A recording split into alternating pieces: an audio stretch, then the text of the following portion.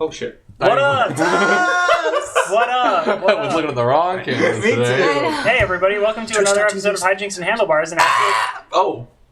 That's that's a good point. I do usually stop there. An actual Play Kids on Bike tabletop live stream with QueueTimes. Tonight we're doing no space to yell at you, huh? a cast chat. I'll do it. You know what? I had a lot of people DM me on Twitter and told me they hate when you do that. No, I'm kidding. That's not true. If that's true, DM me. We'll talk about it. No, GM me, William, they, them, for Hijinks Handlebars. GM, that's me. Go now. Jonas Newhouse, they, them. Typically playing Dairy Nazari, he, him. Hijinks and Handlebars. Sam Richardson, he, him, usually playing Teddy Tedrick Tank Thompson, also he, him on the Emmy-nominated series Hijinks and Handlebars. That's not true. It could be, though. Which When part? you're watching this stream, We're not a series. and we're nominated for an Emmy, you are going to feel so cool. Just say. All right. Okay. I'm Franny Morrison playing Gertie Fox, but not today. I'm playing myself today. Usually I play Gertie Fox. We were both she, her. What is the self but a character? I played myself today. This is going to be a wild one. Hello, hi, I'm Spencer LaBelle, they, them, or he, him, and look at this beautiful wide shot. Wow. It is good. Special My I'm wide. just going to take that right now. I'm sorry. That's an excellent no. joke. No, I'm used proper to high that. five. I'm so You sorry. can't handle my proper high I'm five, so sorry. Sam. You're Put just, my hands in. you're just My acting. proper high fives would slay a dragon, let alone a man. Okay. All right. Where are we? We're doing a cast chat today. Hey, everybody. Welcome back, William. Oh, hi. Welcome back, I suppose, yeah. Yeah. You've been gone for like a month. I have been gone for about a month. That was An sad. eternity in stream years. Yeah, we did some pre-recording so that you wouldn't miss us too much. And then they did D and Dairy last week that aired. So that was cool. That was fun. I watched that. I got to watch it live, which was awesome. Yeah. That's the only episode of Hijinks Handlebars you've ever not been a part of. Yes. Mhm. So how was that experience for you? It was okay. First Q That's all right. for the Q&A. Does that Spencer mean the only one who's been on all of them? I have the power? So Spencer is running the game now. I mean, Yeah. Spencer's been running the game since like episode That's 2. Spencer's been running the game since Frankie first interacted with Principal Powell. And, Yeah, that's and true. showed that William has no power over them. There was an awakening You there. have no power over me. Can anyone name that reference? And that's our Lord of the Rings reference for the day. Nope. Is it? No. Oh, Harry Potter. Nope. Lord of the Rings. Nope. The Hobbit. Harry Nope. Potter and the Nope. Fantastic It's not, Beasts. there is a Lord of the Rings Harry one, Potter and right? Where to Find Him. Harry Potter and the Fantastic I'm sure Four. those words are spoken in one of those three Well, but movies. it's the old king, the old ghost king, who's like, No. I'm the old ghost king. you have no power. Wait, the Ghost King But of no, Lord of I'm the talking Rings? about There's a Ghost the King? actual No. quote goes So- like this: "You have no power over Is there a me, ghost? power over me," and it's echoing. Neon You get that Genesis reference? Evangelion. Now, what is this? Neon Jonas Stephen. Does Is there a Ghost King Does of Lord the of the chat Rings? know? I think Does so. anybody know? Wait, say There's a you have no ghost what? king. You have no power over me, power over me, power. Yeah, no. And then Star a clock, Wars. and then a clock I don't starts know that many dinging. movies. Ding, ding. Okay, well, I guess I'll have to tell you guys at the end. Anyway. Make sure you remember, because now I'm Wait, desperate to QueueTimes find says, out. "Oh God, please ask a question to make them stop talking about Harry Potter." It's not Harry Potter. Yeah. Okay, QueueTimes. I have a question. Why did the Fantastic Beasts and Where to Find Them sequel not be called like Fantastic Beasts and something else like the Harry Potter ones were, where it's Harry Potter and blank? Why didn't Yeah, Fantastic those Beasts and titles are blank? getting so The long. Fantastic Beasts and Where We Found The Them. Fantastic Beasts and Why We Found Them. Fantastic Mediocre beasts, and we found them under the bridge. Yeah. And when to find them. Mundane Lizard. beasts and Can how. we? Can we? Yes. Yeah, this isn't actually a question. Caring Lizard just says, "I can't think of any questions right now. Just an outpouring of love and support for all." Aww, Lizard. Lizard. So I think right now I'm fine with doing like a let's do a little arc recap. It all started in a Pokemon Center. No. Kind of. Incorrect. It kind of did. No. What is a hospital but a human Pokemon? I clearly It remember didn't start in a hospital. a professor being the mauled story by proper three did. colorful animals. Story proper. No, it started in a camp. Welcome to a wild recap stream, y'all. This is almost. I keep trying to spike this camera and it doesn't exist. I know. I'm like, well. Wait. Well. By the way, it's Labyrinth. Yes, it is. That's when I said Harry Potter. You should have said yes. Okay. Who was the winner? Well, it was QueueTimes, but then at the same time, Sandra also. Hey. I'm gonna give it to Sandra. Yeah. Because QueueTimes, I feel like maybe you looked it up. Ooh, shade. Oh, is snap. Wow. Shade Nakazawa. You realize QueueTimes could come in here and just kick your whole ass. Right? Yeah, I'm gonna be asked to leave very shortly. I'm gonna be. Okay. Oh yeah. I'm gonna ask you to leave. Arc Get QueueTimes, get out. recap. Arc recap. So Arc 4, technically Arc 1 of Season 2. If we want to make it really confusing. We gotta nail down that naming convention. No. Nah, we did. No, we don't. They just said what it is. No, we don't. Arc 4 overall, which is QueueTimes says I totally did. it's like JoJo. We don't need them. I'm gonna do a quick recap. Okay, what's our time to JoJo reference? What's the time? This started with people coming together, realizing they had weken up on the day of Andy's death, right? Yeah. Yes. That was we've only had one arc of Season 2, so Yeah. far. So it must have started wild. there. So we did one So- episode in that, and then did we? But jump? this has also been our longest arc yet. Yes. You know, and I think I was saying this a little earlier to I think Jonas and Franny. But I almost feel like this is almost it could have been condensed into 2 arcs if Oh yeah. that was our thought going into it. You know, it's almost up until that first story wave. Well, the airport. Yeah, it was almost like an intermission Yes. between the 2 halves. Yep. Yeah, this is like Peter Jackson's King Kong. Did that movie have an intermission? It did. Deep From what cut. I remember, it had an intermission. Hateful Eight, is that another? Did it have an intermission? Hateful Eight had In certain showings? an intermission Yeah. in certain showings. Yeah. Yeah. Damn. I was about Yeah. to be it didn't, but it should have. Wasn't there talk of Endgame 2 also? Endgame 2. Endgame also 2, Electric Boogaloo. Well, here's a movie that should have an intermission: The Irishman. Oh, It's word? apparently it's 3.5 hours long. Oh my god. Yeah, and Very long apparently movie. pretty good, Yeah. from what I've heard. Yeah. I might see it. Anyway, we Yeah. do have a question, so I do want to get through the recap really fast. Okay. Cool. So basically, everybody woke up in this alternate reality, and they were trying to figure out pretty much if they were in the shadow place or if they were in a reality again or not.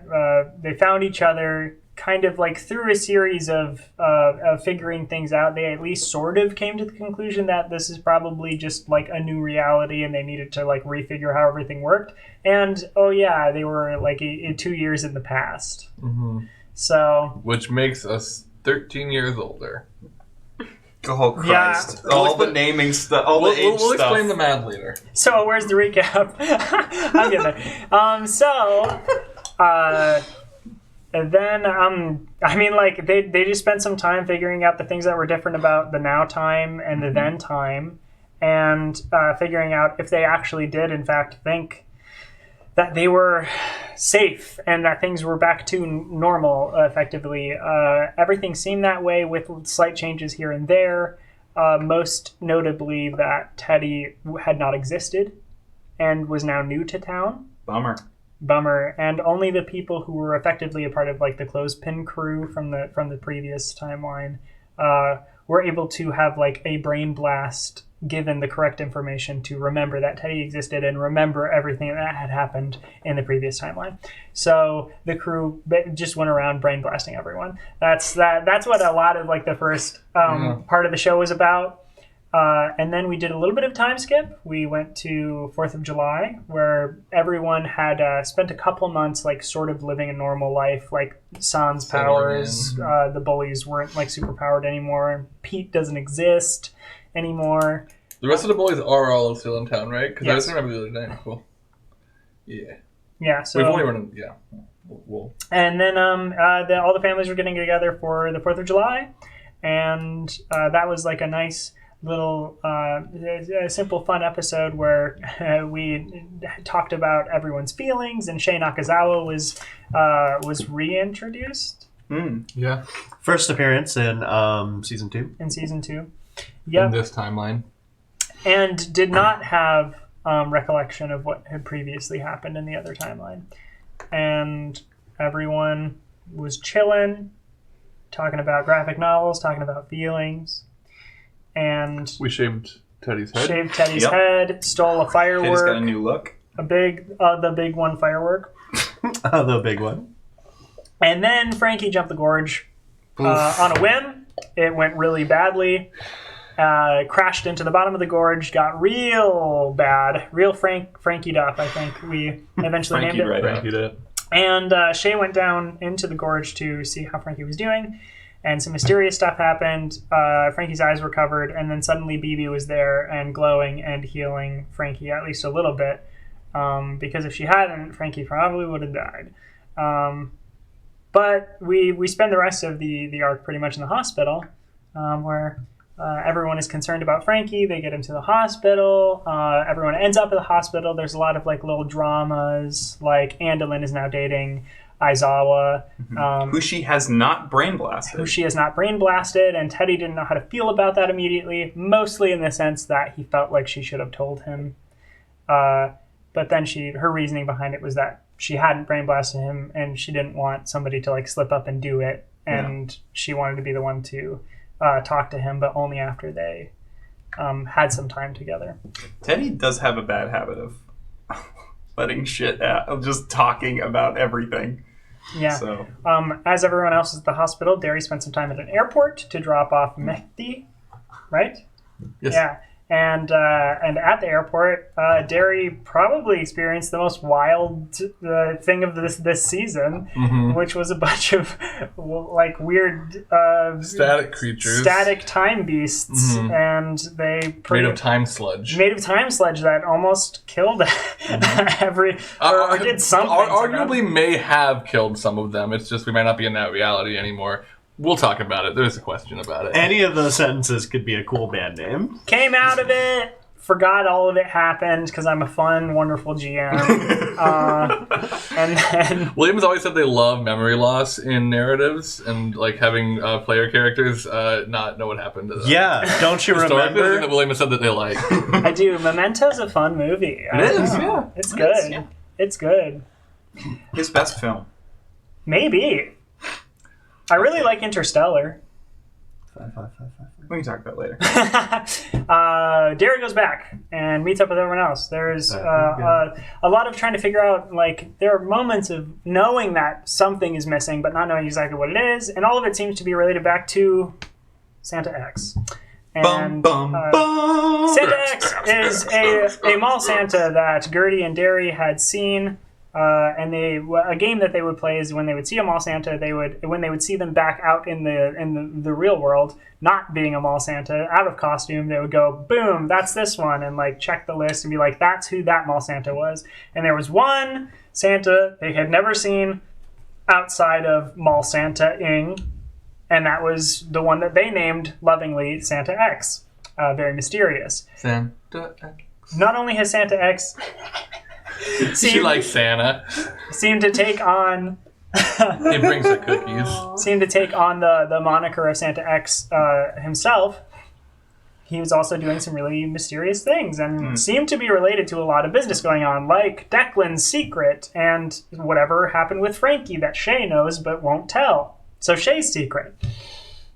And as the group is trying to figure out what those are and uncover the mysteries of Santa X, while security guards are going missing and leaving the timeline with only them to remember, and little Crotums are coming up to the windowsill and then smashing together to become big Crolums, and Frankie is being pulled out to the woods by Taran Takahashi and by Baba Vahid, and we see 3 large Crolums that Frankie names. Shy, Craig, and Cupcake. Craig is short for Craigathy. That's Shy is short for Shymander. Shymander. That is now canon. Shymander. Derry and Gertie are trying to figure out some business of their own by following Shay and Declan, learning a little bit of information, at least that like there's more people involved in this like cover up in this mystery than they had previously thought had happened. Gertie encountering one of those time sludge beast things herself and not remembering it. And then effectively, the entire group encountered these creatures for some reason, finishing off with Frankie exploding them all into the sun. His legs had caught on fire earlier. Can we call Fucking them? roll. Can we call them the static? That's not bad. I like that. That's interesting.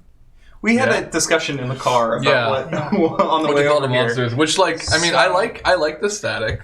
Sorry, did you want to say anything else? Well, I just want to finish the Yeah. recap. Ending with them coming back out. They were frozen, sort of like they weren't frozen, but they were in a time that was frozen, where they could move and behave and see what was going on. Frankie lit on fire, exploded outwards, seemingly destroying hundreds of these creatures all throughout Bald, and it ended with Teddy turning around after hearing a voice call out to him, and it was Olive, who we had only heard musings about here and there, and finally encountering for the first time. They mentioned that they need to be careful about their frequencies. Teddy asked what that could possibly mean, and they said they literally couldn't say more. And then vanished right before Teddy's eyes, and Sick. then Olive's really into stage magic. and then we arrived here where we are now. So we do have a couple questions, so I'm gonna dip into those.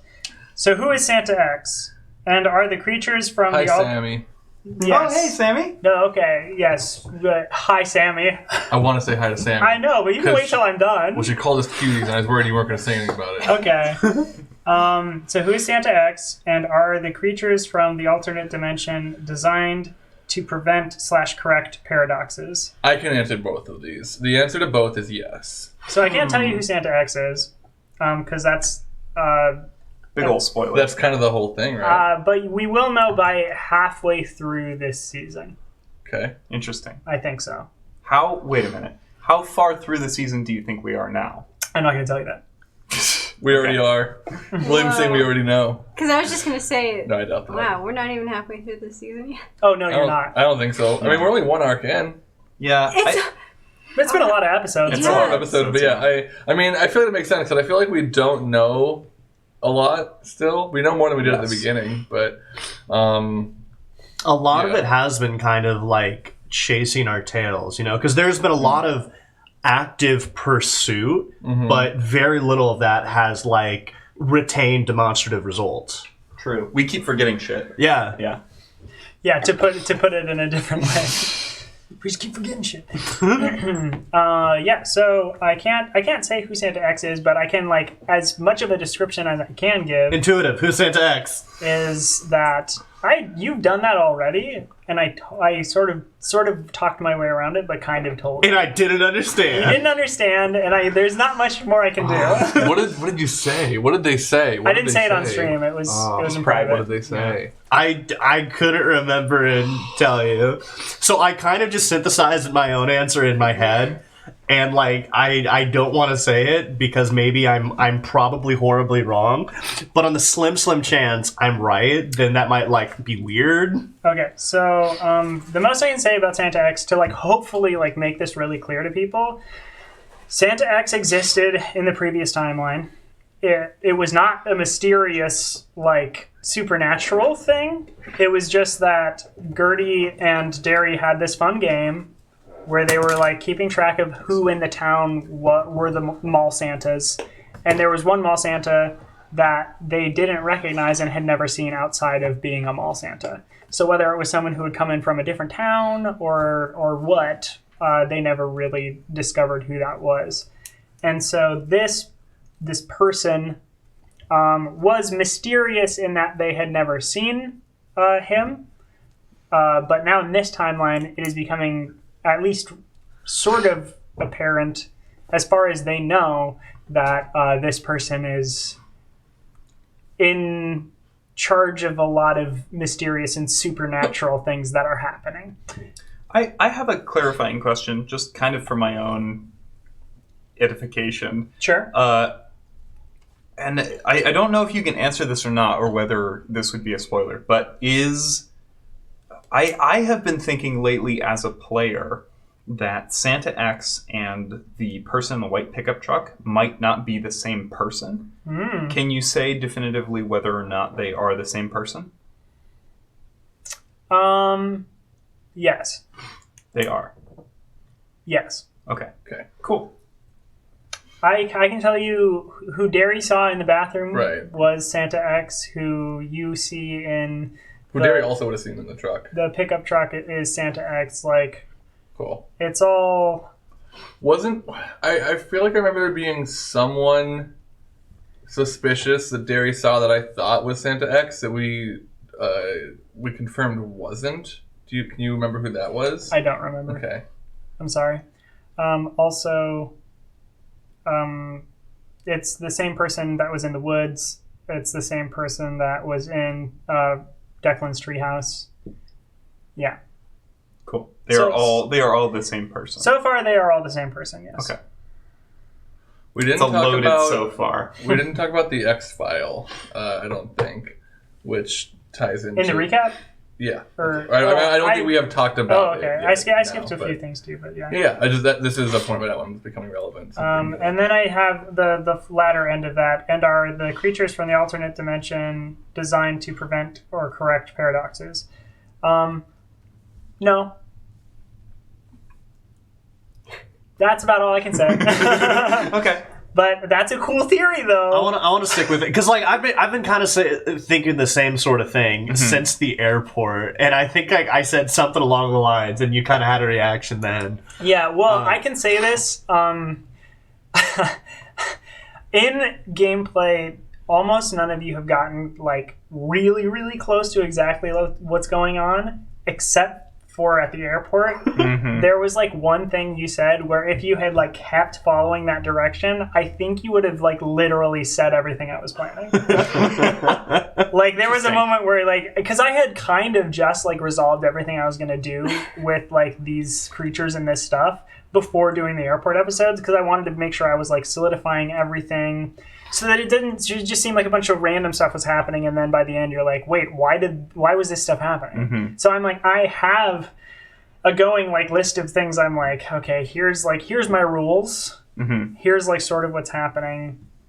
And during the airport episodes, there was just like was it in character? I'm pretty sure it was somewhere between the two. I think I did say it in character. Yeah, you were just kind of nailing stuff in character. But hey, can we like hear the reading on that?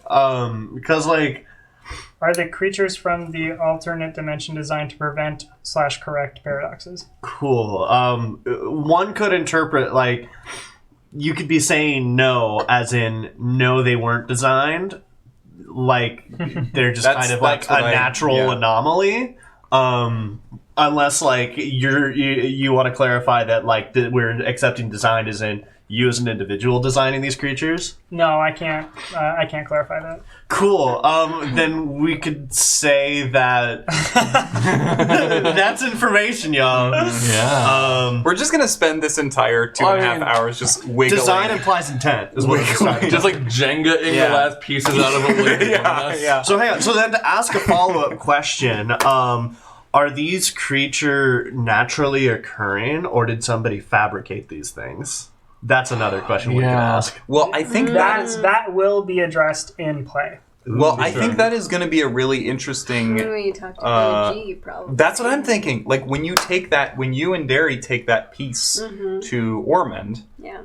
Who, by the way, we got to talk about that. Ormond. Ormond's been sitting on that character sheet for like a year. But when you take that chunk of whatever these things, static or whatever they're called, Symbiote. No, please no. I mean, it is. When you take it to because the Venom movie. Yum. Did you say it like that in Venom? There's a Macklemore song that is like that he made see, for the that's movie. Macklemore made a song for For Venom? the movie, it's the I end watched credits Venom. song. I didn't even notice that. It's the very end credits song. Wow. Also, can I just get like a vibe check on the Venom movie because it's kind of terrible, great but to also watch on an great. airplane. Yes. Oh, yeah. I thought I was gay, but it turns out I'm just Venom. Venom. My mom told me to stop leaving goo around. So I ate her. Okay. All right. You said there was another question, William? Yeah, I'm Please sorry. get us out of this. Well, I just want to say, look at all these cuties. Got Jonas in trouble. Jonas is immune to trouble. Aizawa is clearly Santa X, says Pappy Fox. I had the same thought. I think Pappy Fox is Santa X. We've gone down that road, though, because it can't... Yeah. It can't be, but the it still face is somehow. would be someone we know. Yes. Yeah. I mean, we so- can't. I think we can say that Pappy Fox is a Santa Claus. Yeah, Oh, for but we've sure. already crossed him Yeah, off the list. for sure. Yeah, Yeah. Pappy Fox is Tim Allen's Santa Claus. Don't. No, well, I can still like that movie and think Tim Allen's bad. Don't. Pappy Fox is the Santa that killed Tim Allen Santa Claus. Pappy Fox is the new Santa Claus due to the Santa Claus. Santa Clauser. Following up with Pappy Fox, what two NPCs only communicate by writing? That is justification for why. justification for Aizawa interesting. being Santa That's a X. good theory. I thought the same thing. But wait, Santa X has explicitly been described as white. I did Correct. explicitly say that Santa X was white. So Yep. it is. Oh, so it's not and Aizawa. Aizawa could. I mean, it could not be. Have I been saying Aizawa? You have. Well, I literally, it's Izawa. Okay. It's Izawa. I wasn't sure. And this episode is that I'm usually the one to say it right, and everyone else says it wrong. But this episode, I opened it up and was like Aizawa. Yeah. And the reason I did it is because I read, I think it was Marbitz or Nick T or whatever on one of our comment sections, and spelled out like, is it Izawa or Aizawa? Both are like correct Japanese names. Just want to know. It's Izawa. But reading that got stuck in my brain, and I saw your spelling of So Aizawa. you're pronouncing it like non-phonetic. Yeah, I gotcha. So anyway, write it down, Swole, so we can come back to it. I have no idea what that was for. For like maybe I know the answer. Yeah, go search the airport episode set in Mohawk. Will Frankie ever get taught karate? I can take that one. Yes. Yes, he will. I mean, it kind of seems inevitable, right? Yeah. I mean, once Derry learns from Taryn, Derry Yeah. can teach Frankie. Who knows? Well, Yeah. also, I mean, there's got to be like, even if it's not involved, there's got to be like a karate studio or martial arts studio around. Well, there's one involved, I think. 'cause I think y'all misunderstand. Like, it's not that Frankie wants to learn karate; it's that Frankie wants to learn from Taryn. Yes. Okay. Also, Frankie wants to be able to kill a person with their bare hands. Well, okay, that might be a little bit more of a long game. And that question was from Caring Lizard again. Dasani says, all this business in Santa X just keeps reminding me of character creation when somebody made the offhand joke that he will be the big bad of the series. That's Yeah. true. Yeah. Yeah, that was in our session 0. Yeah. Yeah, it's interesting, but who knows if Santa X is in fact a big bad. I will say, I don't know. I mean, bad? there have been definite signs that Santa X is not a malicious character necessarily. Like, might have conflicting goals with ours, but like, presumably it was Santa X that wrote, "Here, I'm Here to trying to help," yeah. or whatever. Yeah. "Here to help" on the window. Can you confirm that one? I That being mean, Santa yes. X. Okay, yeah. Yeah. Which tells me at least that like Santa X either thinks that he's trying to help or wants us to think he's trying to help. I don't know. I definitely don't. I don't see. Sorry, we're trying to grab Markle's tongue. I don't. No, don't worry about it. I don't see William taking Santa X and subverting fully in the direction of like, oh no, of course you thought that Santa X was totally bad, so like Santa X is good and you're gonna want to work with him. I think it's probably gonna be more of a like Santa X is adverse to you, you might have to work with him, or it might benefit you to. I don't think he is probably as like bad or like the cause of our problems as much as it feels like right now. But I have no idea where it's Well, gonna go. I think we're dealing with a lot of things that are sort of like interconnected, but Yeah. all sort of feel like separate issues to be done. Like the whole issue of Declan's secret versus Santa X. I mean, like they are connected, I mean, even versus like BB having powers that healed Frankie, all of that seems to be somewhat connected in and of itself, and the monsters and stuff. But it feels like disparate issues.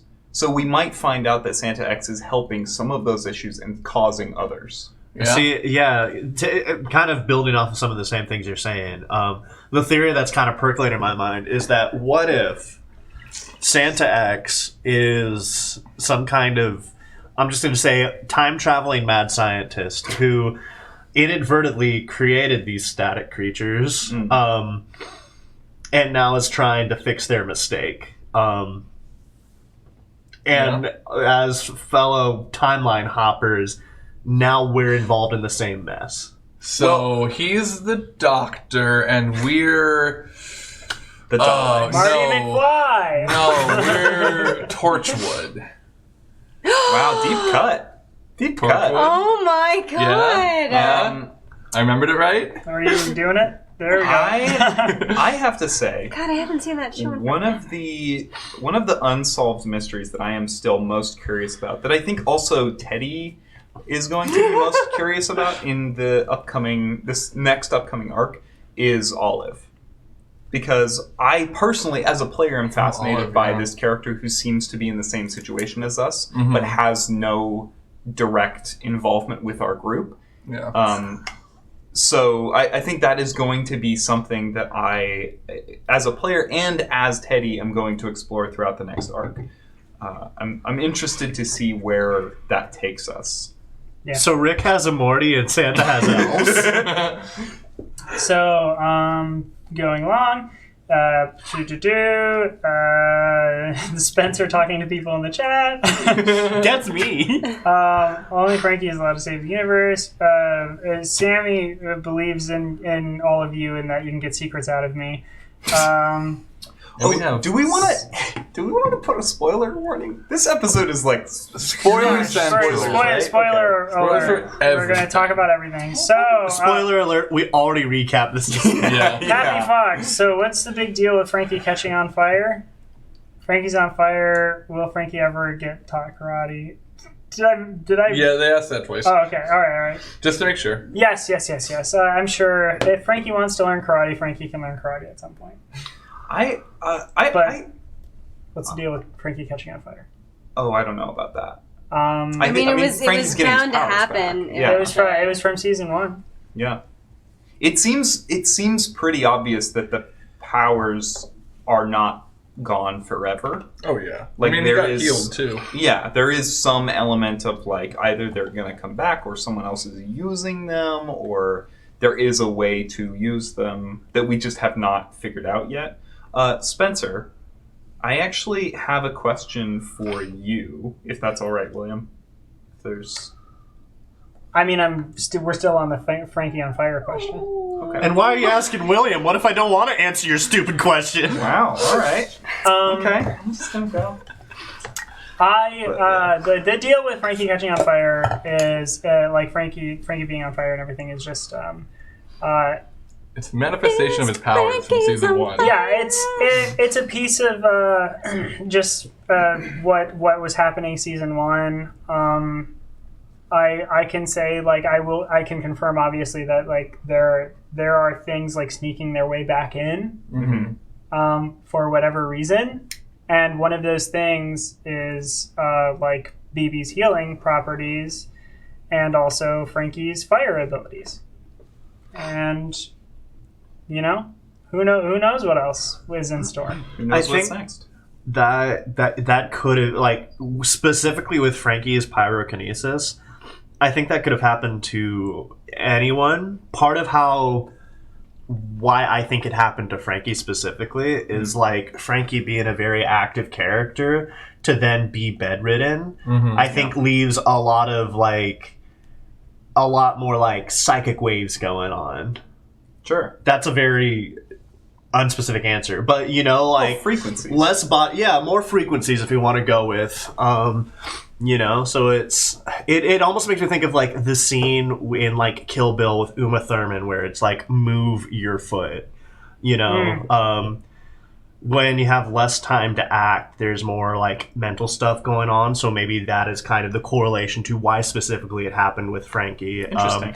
Especially if you also want to examine why, when telekinesis was the other major power we were dealing with, why pyrokinesis over telekinesis is that, like, especially with like news of a new Krolum, you know, that's some very stressful stuff, you know, so it can put somebody in a very fight or flight scenario. And you just chose flight with fire. If you want, I can tell you, telekinesis was not your other power. Telekinesis was BB's power that you could get her to do. Your firepower was yours. Right. Yeah. Interesting. Moving along. What are your favorite moments of the arc, Pappy Fox? We want to go around. Yeah. Franny, do you have one in mind, or do you want us to start over here? or- No, I have a couple in mind. The conversation Gertie had with Phoebe. Oh, yeah. I Yes. loved that conversation. Thank you. And because I still, like, I'm really hoping and looking forward to developments in that part of Gertie's life. Yeah, that was the first one that immediately came to mind. If I think of any others, I will chime back in. But definitely, yeah, just the relationship that Gertie is just figuring out with Declan and Harini, and just being able to finally have Gertie have that conversation with her mom, and it's so awesome that Phoebe, well, I mean, both Phoebe and Marcus are the kind of parents that, you know, we can have those conversations with as these Fox kids, which I think is really nice to see on any kind of show. Yeah. I'm going to follow that by saying, very similar to that conversation Gertie had with Phoebe, the conversation that thereafter followed with Gertie and Marcus. Yeah. Oh, the birds and the bees. Were you just calling him Marcus? God. Marcus? The whole premise of that sentence. I forgot we did that scene. I won't have you tarnishing our family name. Yeah, I mean, that was a big realization for Gertie. She's like, wait, what, Dad? I'm gonna help you out. Man, there were a lot of good ones. I'll let the table bounce around. Yeah. Sure. Do you have something? I have a couple. I mean, like, I think obviously the moment Frankie jumped the gorge. Yeah. Like, yeah. that first that because rule. it was like, I think it took all of us at the table so off guard. Like, I know I don't want to speak for anyone else, but I know personally when that scene was taking place, like, even though I knew we were sort of like in that realm of possibility, I didn't think that it was a thing that was going to be happening for a while. Yeah. Like, even though we had sort of set up the idea that, like, Frankie was going to jump the gorge the next day, and even that sort of felt like a faraway possibility. Yeah. And so when you as a player just decided that, like, it was going to happen now, I remember in that moment being like, holy cow, this is You've sworn so much. I know. Listen, You don't have to Try stop. not the to. behavior. Holy cow. I just remember feeling like oh, this is the arc. Like, it's Frankie in the air is the arc. Yeah. So, and that was such an interesting choice that just came out of you as a player. Like, I know after that episode we talked about it for a while. We're like that was so cool. Like, why did you do that? And maybe that's something you can speak to a little bit more. But I don't know. That just, like, that was so definitive for this arc. It completely changed the course of the arc, too. And, like, probably the season, because you were all grounded in a hospital. Yeah. Like, it was wild. It was interesting. There's no way it would have been what it was if that No, happened. I hadn't thought about going back to the hospital, like, I feel like we had spent more than enough time there already. We and then have it turned out it spent wasn't true. so much time in that but family all of them clinic. have forgotten. Yeah, all of them have forgotten except for Carlos now. I know, well, and Dr. Pedestrian. Oh yeah, that's right. Yeah. Wait, to Arthur, who? I will say, actually, to add on to I think we've had so many great little moments within the hospital, like the night that all of us were staying up so late, or like taking different shifts. I loved the that. The D&D Night Watch. Yeah. And then the little mission. The three of us went on to try and break into Dr. Somebody's office.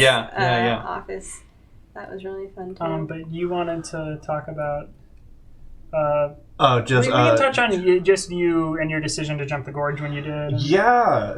No, it was kind of interesting because I had kind of been, both myself and Frankie knowing, I kind of wanted to subvert jumping the gorge, in that I think kind of where I was for the first part, because jumping the gorge had kind of been like a big part of Frankie's personality since like the first episode, like that's kind of like. And if you want to observe in like how to develop a character sort of perspective, it's like what's an active external goal that has a lot of value to this character. Like that was going to be, in Frankie's mind, Frankie's crowning achievement. But like after the events of like the first season and after a little Pete in the Shadow Zone and everything, Shadow Place, I keep wanting to call it the Shadow Zone now because that's where you go. Because I'm terrible at Yu-Gi-Oh! I go there a lot. But like. I feel like that had kind of lost meaning. So, like, I feel like Frankie was kind of in a headspace of, like... Before we get comments, sorry, it is the Shadow Realm. The Shadow Realm in Yu-Gi-Oh! What's the Shadow Zone? Oh, that's just my nightmares. It's like the Auto Zone, but with a shadow. It's just O'Reilly's Auto Parts. Shadow Zone. Not sponsored. Not sponsored by any of those. Yeah. But yeah, so it was kind of like I was thinking, I feel like Frankie may have like walked away, but I was also, the headspace I think Frankie was kind of in was wanting to do it for Frankie's self rather than in a performative context, like rather than make it a spectacle, like do it because I said I'd do it. And then like I could see Spencer as a player could see that pieces were moving and convening around the gore. So it was like, okay, cool. There's a way to keep like intersectionality of the story. Yeah. And then we went for it. Yeah. Let's burn through a little bit. I do want to say one of my favorite things this season this arc was the Nazari family dinner. Yes, that was really fun. Yeah. That was one thing when we were talking about doing a time skip. I was like, since we have all of the Nazaris here, which is super rare, I want to like have a scene with all of them, at least a scene. So it was just hard because we had to explain, like we had to figure out where Teddy would fit into that because he was new in town at that point. Yeah. Which it worked very well. Like I think it was a great scene. I think you played it very well, playing 9 characters, 8 characters, I have no idea. a lot of characters. No, that was what I was hoping it would be. Yeah, I especially like.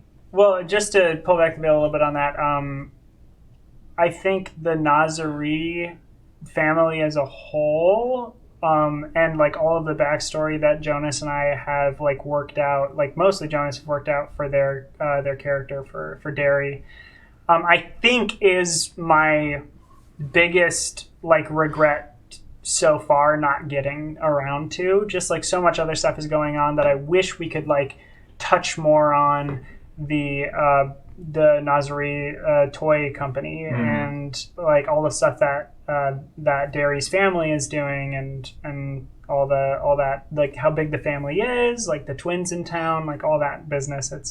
It's really interesting and it would be cool for like family drama and dynamic stuff, but it just like hasn't been something I can like touch on so much because we don't have.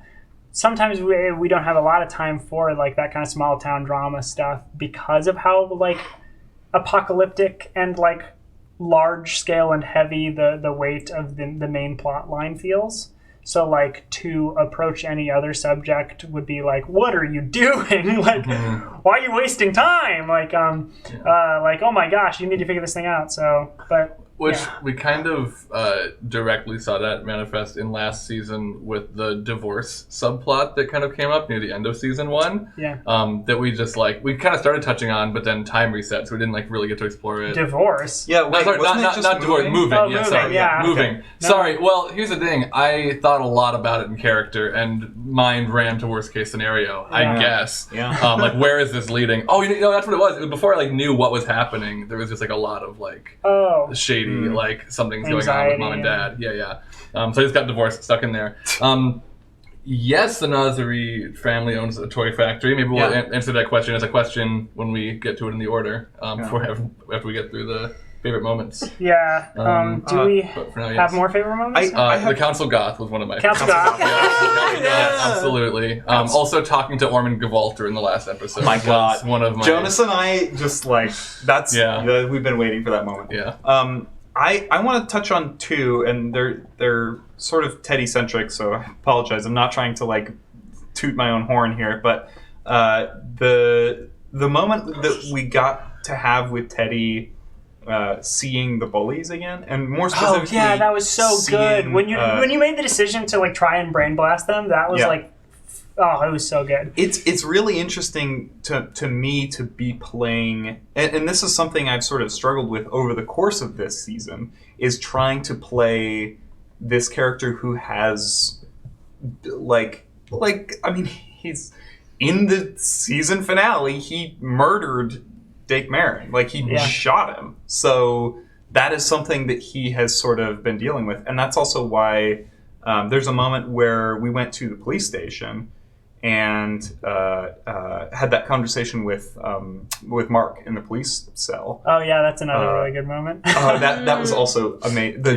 What did you? The royal squirrel. Royal squirrel. The monarch squirrel or whatever. But the moment coming out of that, where Teddy was just sitting in the car, I was thinking in character about how that might have reflected on him. The other thing that I wanted to mention was Andolan's relationship with Izawa. Yeah. Just because, in terms of talking about a series with the sort of apocalyptic scale that we have tended towards on Hijinks Handlebars, that has felt like such an interesting, dramatic beat to hit while all of this is going on. And specifically with, cards on the table, I had pitched that to William at one point, but had no idea how I was going to react to it in character. I didn't know what that conversation was going to be like. And I think the fact that it kind of turned into this sort of Teddy reckoning with the fact that he has a sister again, sort of thing, and that he is worried about losing her again, was really interesting from my perspective. Yeah, so. And we've talked a lot in after shows about how Andy in a new relationship is very much a new way of losing Andy all over again. Any last favorite moments? Anything with Mark. Yeah. Trashing Declan's treehouse without Declan. Oh my God. Shaving Teddy's head was a very fun one. Oh yeah, that was good too. Yeah. Shaving Teddy's head would be a great band name. I think it's written on my list of mom strength songs. So next question from Pixel Sammy: what things would you like to see your character do? Anybody have kick something? butt, take names. That's it. Yeah.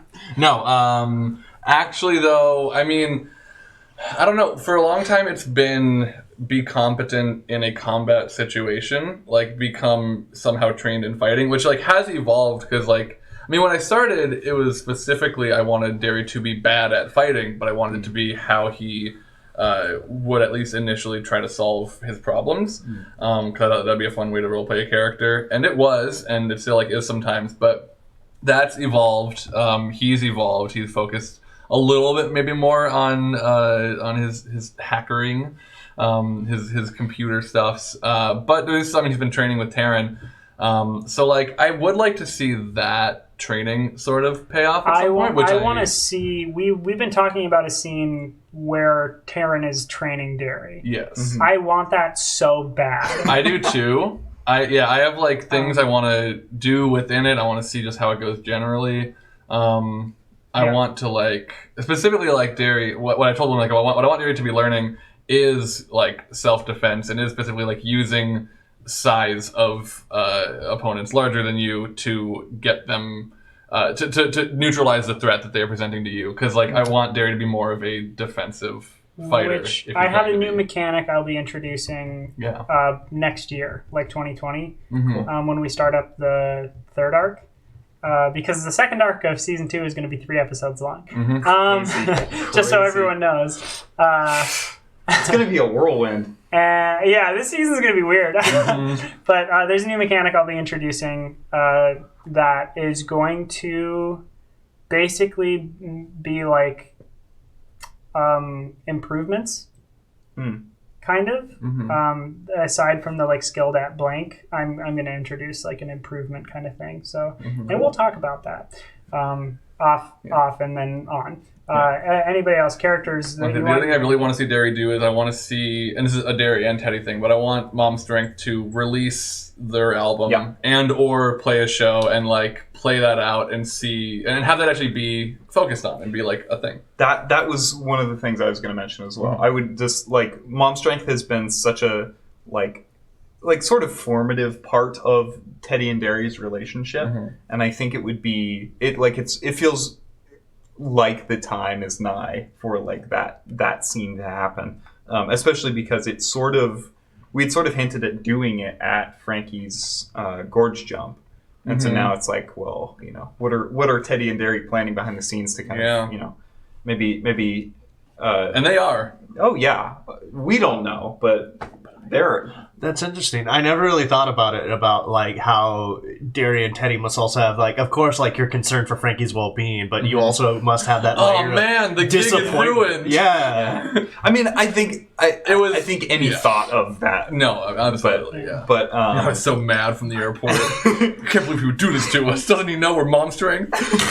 I have pitched William a couple of ideas of things that I would like to do with Teddy that I don't know. You don't have to say them out loud. Yeah, I don't know how they're going to work out yet. We'll get there. But there's a couple of things that I'm very interested in. I can tell you, Arc 3 is going to be pretty cool for everyone. Just so you know. And you'll probably be pretty mad at me. The one thing, the one, like I said earlier, the other thing is like I want Teddy to interact with Olive, and I want Teddy to be in the same room as Andy and Izawa. Like I want that scene as well. There's a bunch of other stuff, but like off the top of my head. Cool. The two prominent things I think that I want Gertie, for Gertie. I want Gertie to have more time with Harini. I've been missing Harini a lot. And yeah, just again, development with that. And then the other thing being, I don't think Gertie's done with the Shadow Place. And I don't think any of us are done with the Shadow Place. Derry's out. I mean, Teddy's out. I'm just saying No, Derry's good. Ring. Hey, Derry, we're going to the Shadow Place. You want to come? No, in fact, I'm sick now. Yeah, because I mean, just because the connection she had to it was so strong, and effectively positive. Yeah, exactly, exactly that. And then, of course, you know, I think Gertie's still convinced that Pappy Fox is lost somewhere in the Shadow Place, and so that's a thruple stuff and Shadow Place stuff for Gertie. Pappy Fox is a big plot thread that we have not talked about at all. I mean, it's gotten touched on here and there, like, should I take that from you? No. Okay. I know how to be quiet. It's been Spencer touched on. does this all the time before we start streaming, and you all never get to see it. All right, and it's but we touch on it every now and then. But I want to ride into the sunset with my herd of Krolums and never be seen from again. Those are the two things. Write Frankie out of the show. With Krolums. All right. Any? Is that serious, or do you want? A little bit. Okay. Just like 35%. Do you know how sad that would make Phoebe, Marcus, and Gertie? Frankie has Teddy to and discover Derry. himself and also all of his herd of Krolums. Yeah, I mean Frankie's a wonderful character, and I would be sad. But I would be sad to see. I would be sad to see any of your characters go. But I mean, we have discussed it at one point, like if somebody wanted to like get rid of a character and like play a new character or something. And people should know behind the scenes, I have said no. I want you to have as much fun as you can. Within reason, I love the characters, and there's like a lot of stuff I want to explore with them as well. And like, if it ever gets to a point where you're just like, I'm just like not enjoying this character anymore, we'll have a serious talk. I will work with you to figure something out. But I love Frankie a lot, and I love all of your characters like so much, and it's like it feels like a perfect cast for like everything I want to do, and it's really cool. Markle's so good. Yes, she is. Yes, you are. Yes, Nick T says, "Do you think the artifacts left over from the other world will come into play later on?" What artifact? Like artifacts of like, I think just basically the things that happened. They've already started to appear, so I think that's a safe bet. I think it's a safe bet. Yeah. I want to know how the people. Yeah. I'm more curious about the people than people about have been. the objects. I don't know if we mentioned that people have been just like showing back up in town that weren't here when we reset to this timeline. Well, Olive, Cole, and Teddy. Mm-hmm. There were more those too, are the right? three They that were, yeah. Well, no, there were more. Mm-hmm. Cole was just like the prominent one. You realized. Well, it was the only one that Those are the ones Teddy that have been- knew, right? Like, Well, I told you that the people who were like killed on the stage in the first season, you had seen all of them around town, and they were all new. but I don't think we knew. Like, I don't think Teddy, as a character, knew them very well. Yeah. That's what I mean. They weren't like necessarily characters named within season 1, Right, yeah. But Is this Besides Reggie California, who is out there somewhere. Is this something that kind of happened? Is it assumed that we were like, "Hey, do you remember anything with these I think newcomers?" we said like in the 2-month time skip, like we would be checking with check if people Like remember with the Cole, newcomers. yeah, Oh, yeah. Trying to brain blast them. Yeah. Oh yeah, okay, that's what you're saying. Yeah, we And they, definitely like, said we tried don't? to do that. Even if we didn't say that, we can say it right now. Like, if you did, it would not have worked. Yeah. Which I don't know if we said on stream, but we definitely talked about it between episodes. That was like something I really wanted to make sure we did. Didn't Teddy go talk to Cole at one point, and it just ended up being like Cole was just like, I don't know. Yeah. I mean, like, sort of like either that or you and I discussed that happening. I don't know.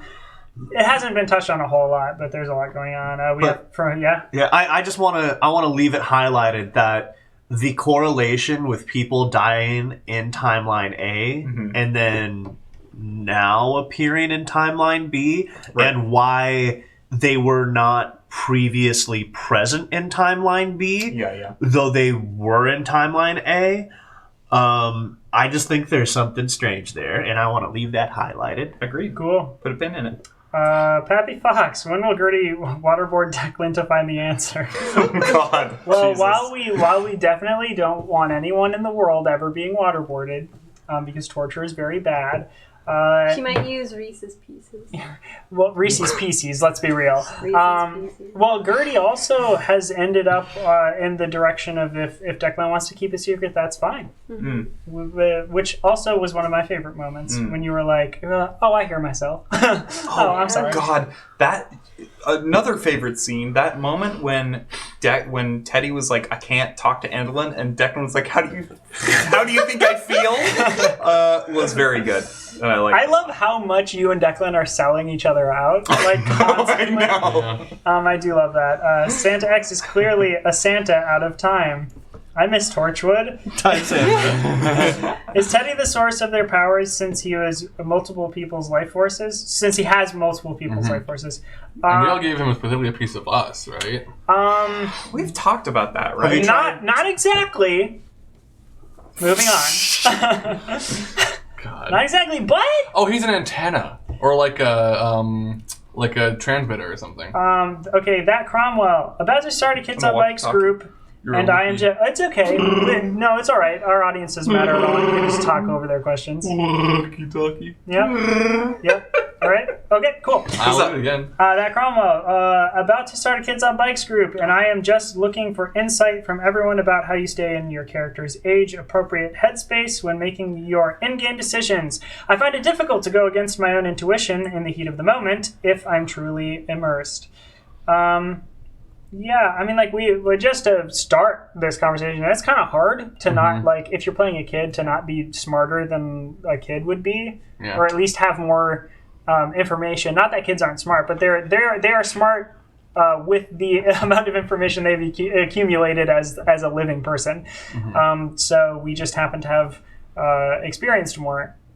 And so it's hard not to let that influence what you're doing. But I agree that they do a pretty good job. In fact, I would say that, like, in certain instances, it does feel like Spencer, for example, is playing a like 10-year-old very, very, very well. Yes. But also, like, there is a heightened form of, like, recklessness that I don't think a lot of 10-year-olds would actually achieve. Like that actual, like, sincere putting yourself in danger sort of aspect is I think is just, like, because we're doing a show. Well, part of it is, like, I mean, you are playing a child, yes, but you are also playing a character.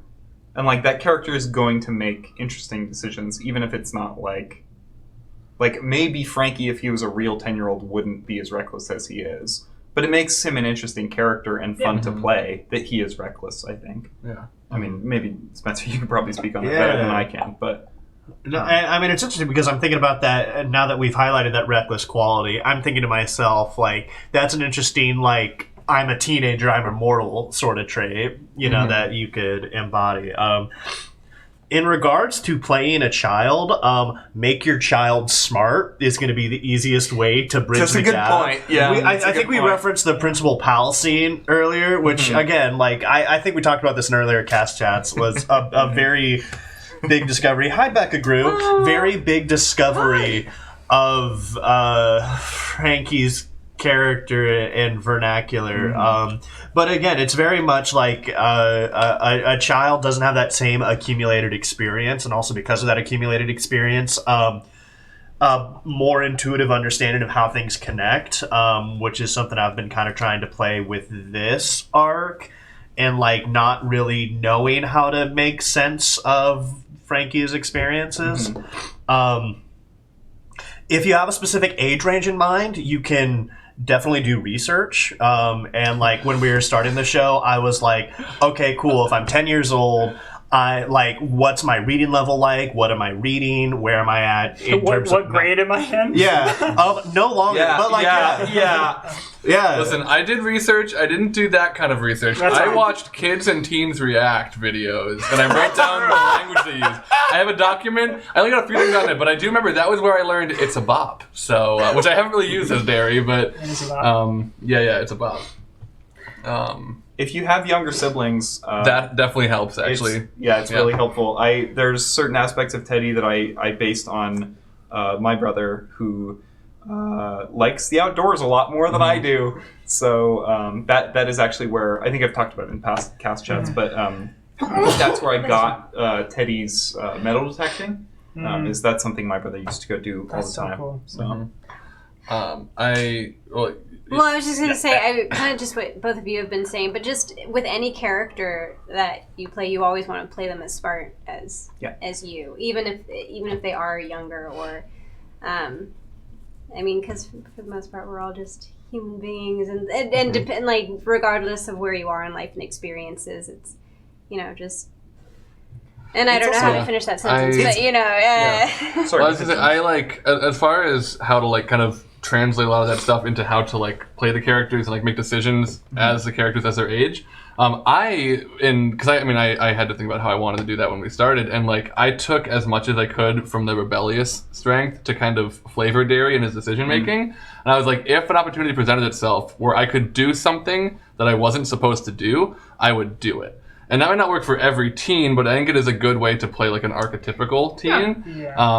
And more recently, what I've realized, and we were talking about this a couple weeks ago, but, like, as far as processing the things that happen to you through your character, like realizing the assumptions that, like, a teen might make, which like especially with Derry, the reason he gets so like heated and like fed up with adults right away is because he immediately he's a teen, he knows himself, he's the smartest he's ever been, he's on top of the world, and these adults are clearly not respecting him. It's because he's a teen, so he like pushes back on that, and that's something that like I have a little more clarity and understanding of. Like these characters that I am talking to are being much nicer and more helpful than Derry is going to realize, because he is kind of like predisposed by his attitude, part of which I think is because of his age, to like see it a certain way. And that can kind of help. Like if you have certain like rules for like, if someone does this, it reads as this to my character. Yeah, if you're looking for like to answer this and like move on, like something like more actionable of like how to stay in character, how to be in that headspace, I would like look to, I mean, I'm sure nobody thinks about this like so much when they're playing, but if it's actually like something you want to try and focus on because you are finding it difficult, I would look to improv for help in that area. I studied improv for a really long time, and one thing, like there's Vapopo, which it's just like, it is like base places you can start for characterization. It's voice, attitude, posture, animal, prop, obsession, Vapopo. And I'm so sorry, I'm not going to repeat that. But I typed Vapopo in the chat, I'll send a link. It's basically, I would just take like one of those elements, like say it's obsession. Like what Jonas was just saying, like an obsession with wanting to be respected. Like your obsession is like, no matter what situation you are in, that is like the core of your character. I want to be respected, and more specifically, I feel like I am disrespected by adults. Mm-hmm. So if that is like something you can at least like, if that's your anchor, mm-hmm. if you can always anchor yourself with like that one thing, then like play, but always like relate it back to that, and that might help you keep in a headspace that it doesn't have to say like, oh, your anchor isn't I'm a kid. Your anchor is I feel disrespected by adults. Mm-hmm. That is an actionable thing to obsess over, something that will directly impact your decision making and the way that you react to situations more than saying I am a kid. Because there's like a million different ways to be a kid, and there are really specific ways to feel like you are disrespected by adults. Another example, like animal in the Vapopo. If you want to go the route of like, say you're basing your character on like an elephant. Like if you think elephant, you're kind of like, you could be like a bigger kid, and you're like this, and like you're talking, and but like you really pay attention. So like, like elephant, I'm anchoring myself with elephant. So in this situation, I know my character like really pays attention, really listens, and is like kind of like slow and methodical about the way that they behave. Mm-hmm. So it's like,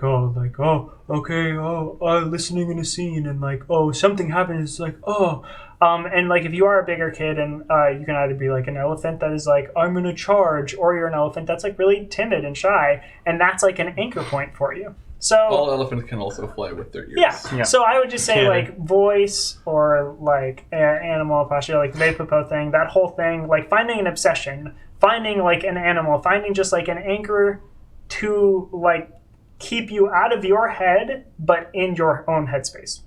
And I find that really helpful. Also, sorry. I was just gonna like, as you're saying it, I think a good example of, as you're talking about like playable obsessions, you know, like I try to play. I had a moment like that where I was thinking to myself, like, I think Frankie is a very tactile character. And, like, I mean, from episode 1, and, like, very on, I was like, okay, cool, what can I get my hands on in my immediate environment? Like, how can I play with my hands? But it was in the Crystal Ball, and, like, I had a very specific thing. It was... You're moving the chairs? Yeah. I was like, I should be making more active choices. And around then, we had been kind of, like, very...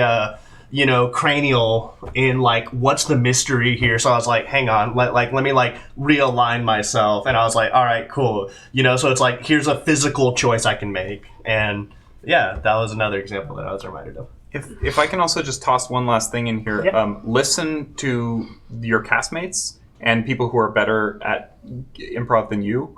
Because I jumped into this show not ever doing improv and not ever doing acting. And one of the things that helped me stay in character as Teddy was responding to everyone else. Yeah. Which never stops being true, even if you have had experience. Yeah. Like, you get the best stuff from your scene partners, I think. Oh. Also, if you're not doing like a tabletop show, everything that is done can be undone. Yep. You can be like, Just, actually, I don't like that As choice. long as you have like an open line of communication with your GM, which you should, no matter what. Yes. You should like everyone at the table should have a say in like what happens at any point. Because if something happens with one of your characters that somebody else is either uncomfortable with, or like, I mean, it makes them feel bad, or like whatever. I mean, like some of the joy of like tabletop gaming is that it is very random, and it kind of it can make you anxious, like based on like a die roll, and that's what people find a lot of like interest in. But if sometimes that leans into like making you like leave a session feeling bad, or you don't like what has happened necessarily, you don't have to completely undo everything, but having like opening up a conversation with your GM, and hopefully your GM won't take it as like disrespectful, because it shouldn't. That's not what it is. It's not like, oh, I didn't like your idea, let's do my idea instead. It's moreover like, oh, I feel like I didn't act in character. Can we redo that? Like, can we retcon or like something like that? And I think leaving that open, leaving that on the table will take a lot of pressure off of always feeling like you have to be in that headspace, and always feeling like you have to be like on top of it. Yeah, definitely. Because we've even done like tiny little things like that here. Yeah. Where like something happens and we're like, oh, wait, no, like, oh, no, God. There have been times where we have to like talk something through for like 5 minutes because there's an example. minute. It's Octopodes! There was a really good example in the last arc with Derry's spying, his like technology assisted spying on his friend Declan, because he had tapped into Declan's phone and was like getting a feed of his microphone. And I don't know, that was sort of another kind of sort of tie it in, but like with Derry, I like to make decisions thinking as little as possible in the moment unless I have to think about it more. That's like how I approach shit with Derry, stuff with Derry. And that was like really a good moment for William to like pull me out of that and be like, are you sure you want to do this? Here are the implications of it. Like here's what this means. You are invading your friend's privacy. Like, and I was like, okay, I think Derry would be conscious enough of that where this would hit him. I definitely don't want that to be something that he's comfortable with. So like I changed my tactic there, and like that's totally okay to me. We get to move on? Yeah. Okay, why is Spencer so smart? Brain. Yeah. Brain. Big Brain old and experience. Yep. Cute, I fluffy. eat brains. Eat brain. Eat brain. But don't eat brain. We can't endorse that. King Lizard says, I love the Fox parents. What makes them so understanding and loving? Please tell me about the family upbringing of all of the Fox family, lol. It's the weed. That's a whole episode. It's all the weed. It's the Eat weed. brain, smoke weed, go to church. New shirt idea. Eat brain, smoke weed, go to church. I need a bumper sticker. Wait, what was that? Say it again. Eat brain, smoke weed, go to church. Yeah. That's our next piece of merch that we're releasing. Oh my gosh. Let's write that down. Yeah. That's the title of this episode. Thank you so much for loving the Fox parents. I also love them a lot. And Yes. I hear that from a lot of people. I think part of like I can go into like why they're so understanding. It's because they grew up really, they listen. I mean my entire like backstory idea for them, like, 'cause they're kind of high school sweethearts. They met a little bit later, but when they met, they backpacked and like traveled like across country together. That's like a bit of their backstory. And they used to like camp and weren't really like nailed down and were sort of off the grid for a long time. And I just have this big like idea that they spent like a couple of years not in one place and just saw the world, and then when they started settling down and having kids, that like I think just the experience of experiencing different people and different cultures and like actually listening and wanting to be someone to appreciate those things, I think they just ended up being that way themselves, like with their kids. Part of the way that I play the Fox parents is the way that I wish parents were, which I know is easier for me because I'm playing with a lot of adults. I'm playing with adults here. Sure. There isn't a moment where like they will be completely irrational for seemingly like no reason. Something that is like very rational to a child, but is like completely irrational to an adult. It is oftentimes very difficult to bridge that gap. and actually get through to them. So like I have the benefit of my players not wanting to completely destroy me on stream. Yeah, but That's not true. I in no way, shape, or form do I think that I am parenting on here. But it would be very cool to see parents in the world be a little bit more understanding and a little bit more willing to listen to their kids and like actually treat their ideas and their feelings with the most respect that you possibly could. I don't know. I mean, Yeah. That's the ideal. I like parents that think their kids are as smart as they are. Which I will say that is most evident in the Fox parents, but I feel that with the Nazari parents as well, and I feel that with the Thompsons. Like they absolutely. are, which I'm glad you did, and I'm sure it was a conscious choice to make them like, I don't know, parents that we were going to be on the side of because they were on the side of our protagonists. And I haven't made a single parent in the entire show bad. Yeah. Because we live in a fantasy world, and I get to do fantasy shit, and I do not like having like abusive or like terrible parents. Even like I don't even go as far as like there is a little bit of questionability I think with Lucy's parents, but even that I think is good. I think they're just quirky and it seems they're sketchy, but I think they're good-hearted and definitely not abusive to Lucy. Yeah, it's hard. Yeah, though we don't know about Lucy, so it's hard to say. It is hard to say. Lucy is. But thank you, Caring Lizard. Thank you. Yes, thank you. My mom thinks you'd be a good parent. Aww. Well, also, I just want to say my parents are wonderful, and they are the closest people to the Fox parents that I know. So, Do they smoke I love weed mine every day too. and eat, pray, and go to church? yeah. Yeah. Oh, we'll get to that. William, can you say Reese's Pieces? There it you is. Easy. Andy, Swish. Pappy Fox, Andy-Teddy relationship is so great in this arc. Instead of something otherworldly, it now seems like a real sibling relationship. The moment that he stole her note was the quintessential moment of the arc for me. Yeah, no, absolutely. I like the entire scenario that came out of that, like with you having it and like crumpling it and like running away and then like getting kind of razzed about it in the car with Mark and then like trying to throw his phone out the window, like all of that whole thing, and then coming back and like refusing to talk to her and then stealing her backpack and then trying to find her and her being gone. And the entire time Gertie's just like, you could just talk to her. It's so good. One of my favorite like Teddy Gertie moments. Yeah. That it was awesome. Also, because like I think I talked to you about this, Franny, afterwards. But I, as Teddy, or I as a player wasn't going to like make like my plan was not the next step is like I'm gonna make up with her. But you talking to Teddy in character made me realize that, like, oh yeah, Teddy's gonna. You telling me that, yeah. Yeah, Teddy's gonna make not jeopardize this relationship with his sister, he's only seen within the last 6 months or so. Yeah. So I also love it. So thank you, Pappy Fox. Pappy Fox again. I say Reese's too. I know it's wrong. Like sherbet is wrong, but sometimes the wrong is right. I say sherbet. So I don't do that one. And I know. How are you supposed to say it? Sherbert. Sherbet. It's not. Wait. It's not sherbet. It's sherbet. It's sherbet. No way. Like a Sure, but it's sherbet. Sherbet.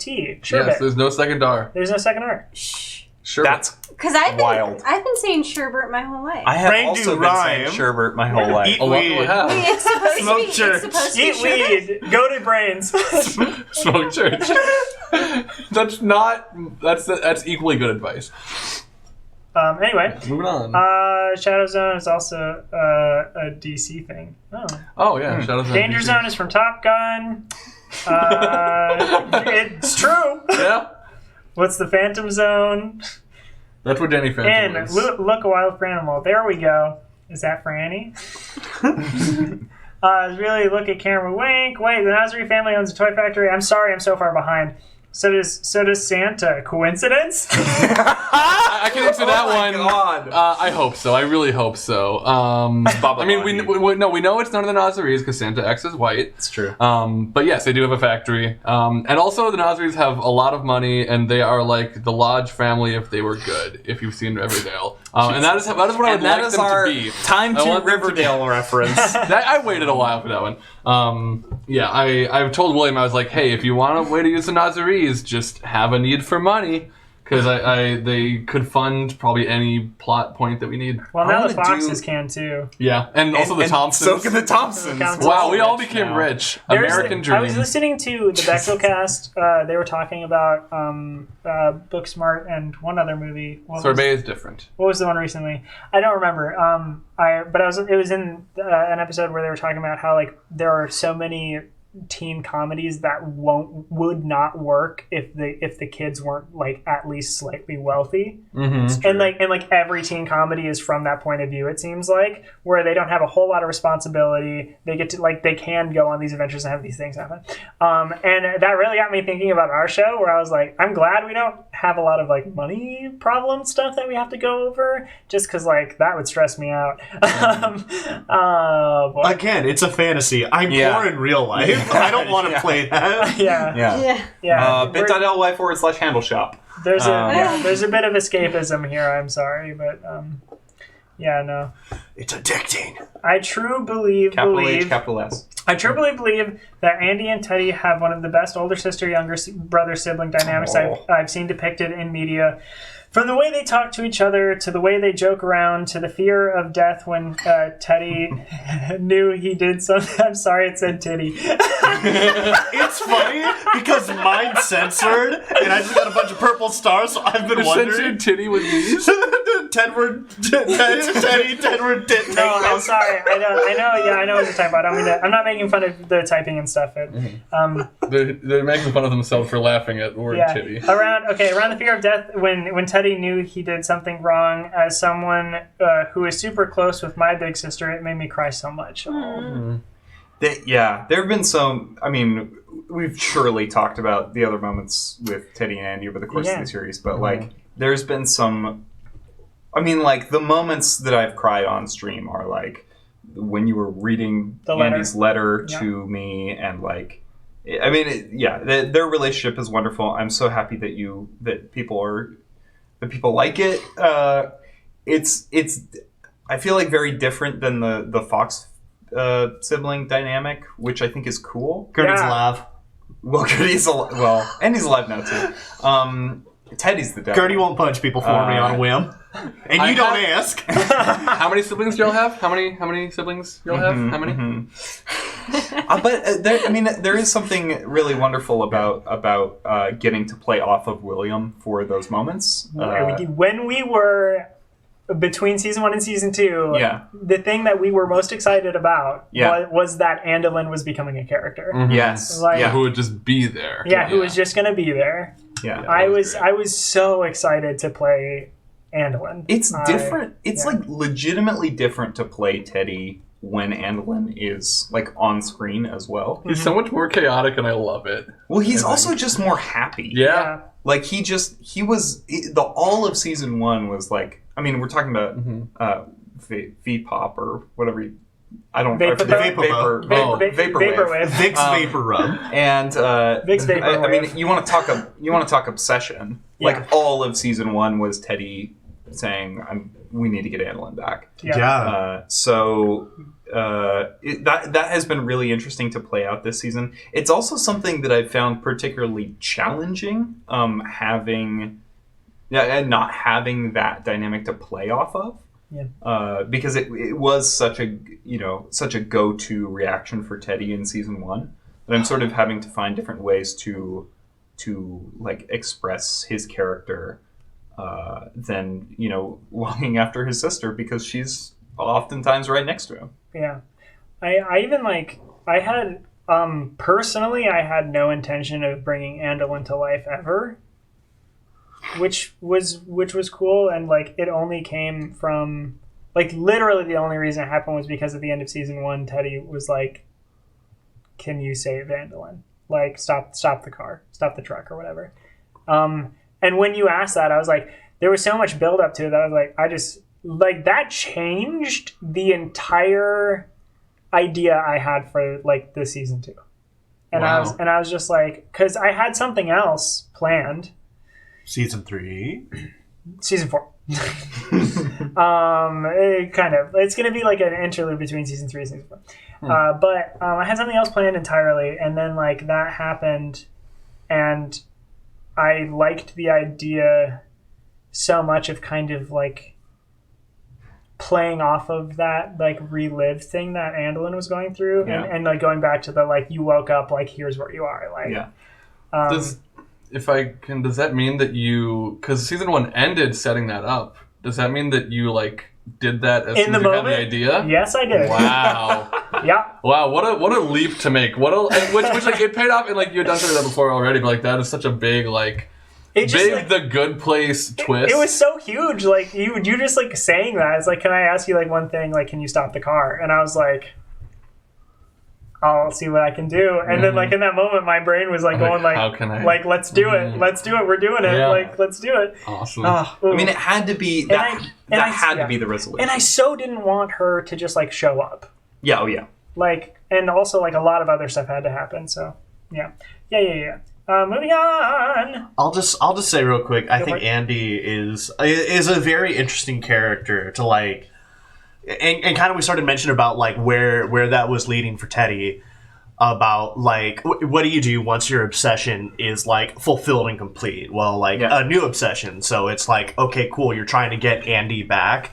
It's like Teddy's still experiencing that. Yeah. It's just in a different context, Exactly. you know. But I just think it's so interesting for Andy, like just her whole worldview. It's like I was dead for a while, you know. Like now I'm back. I'm never gonna immortal. die. And it's like this. I can't articulate it, but there's something about it that's like traumatized, but knowing and just be like, that's how it's gonna be. Yeah.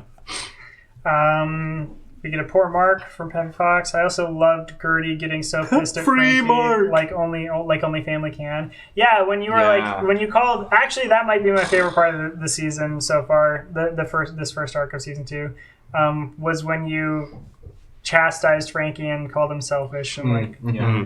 That's just rule. Oh, actually, like I'll say about that, everything with how Frankie reacted to the Krolums, I think kind of stems back to that. Because here's the thought that went through my head that I was like, how would Frankie think about this? In that, okay, cool. If I'm being selfish and I'm not thinking about other people's feelings, well, what about the Krolums' feelings? When have I stopped to think about the Krolums' feelings? And so that kind of colored that sort of duality Frankie was having with the Krolums of being like, ooh, but also, oh God, you know?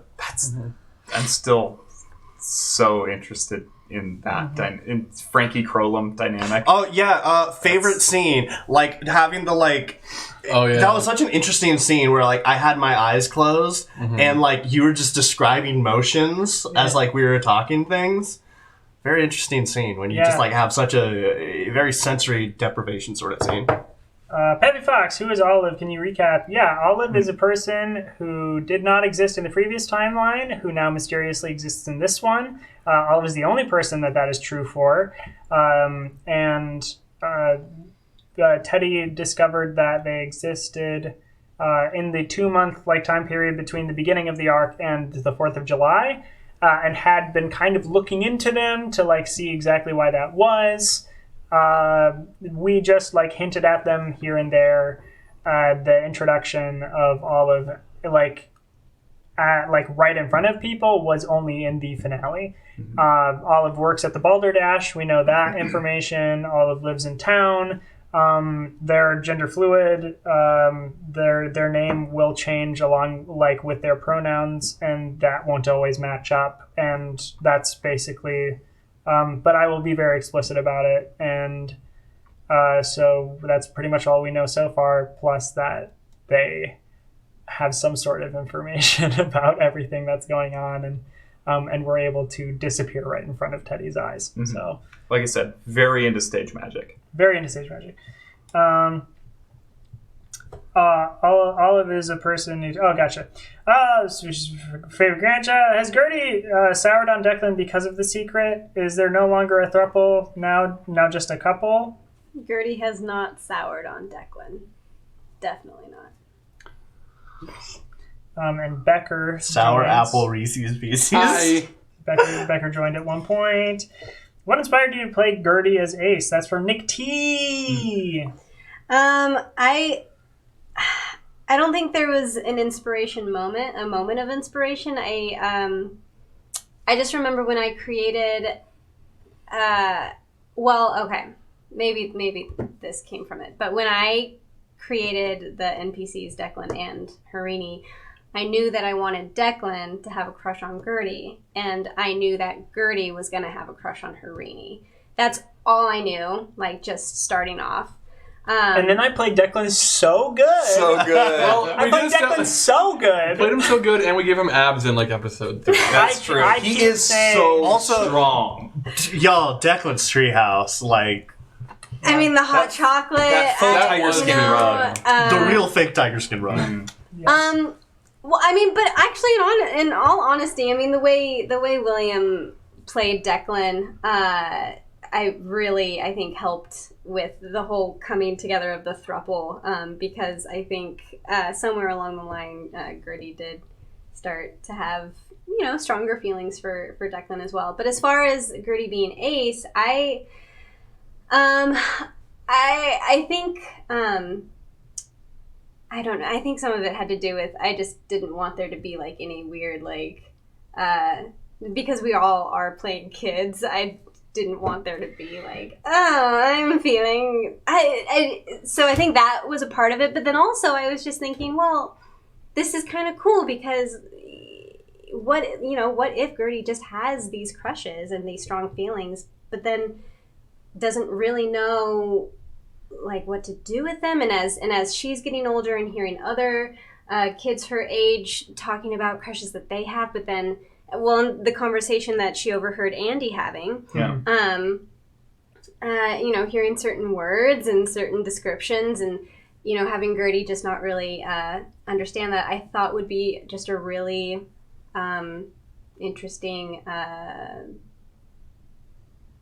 way to take her, and then it would be great to represent that. And it was cool because Franny came to me about it outside of the stream before it happened, and we were both like, we were discussing it, and if we felt, especially if we felt like we could handle that sort of representation in a like respectful sort of way, since neither of us are asexual, but I felt confident in it, in that we looked into it like a bunch, and like, I mean, one of the first things that I said, like right when you told me, I was like, okay, you're asexual, are you also like aromantic, or like, and we like dipped into like a lot of that conversation, and that was like a no, not necessarily like, there was a lot of like discussion when it was immediately brought to me.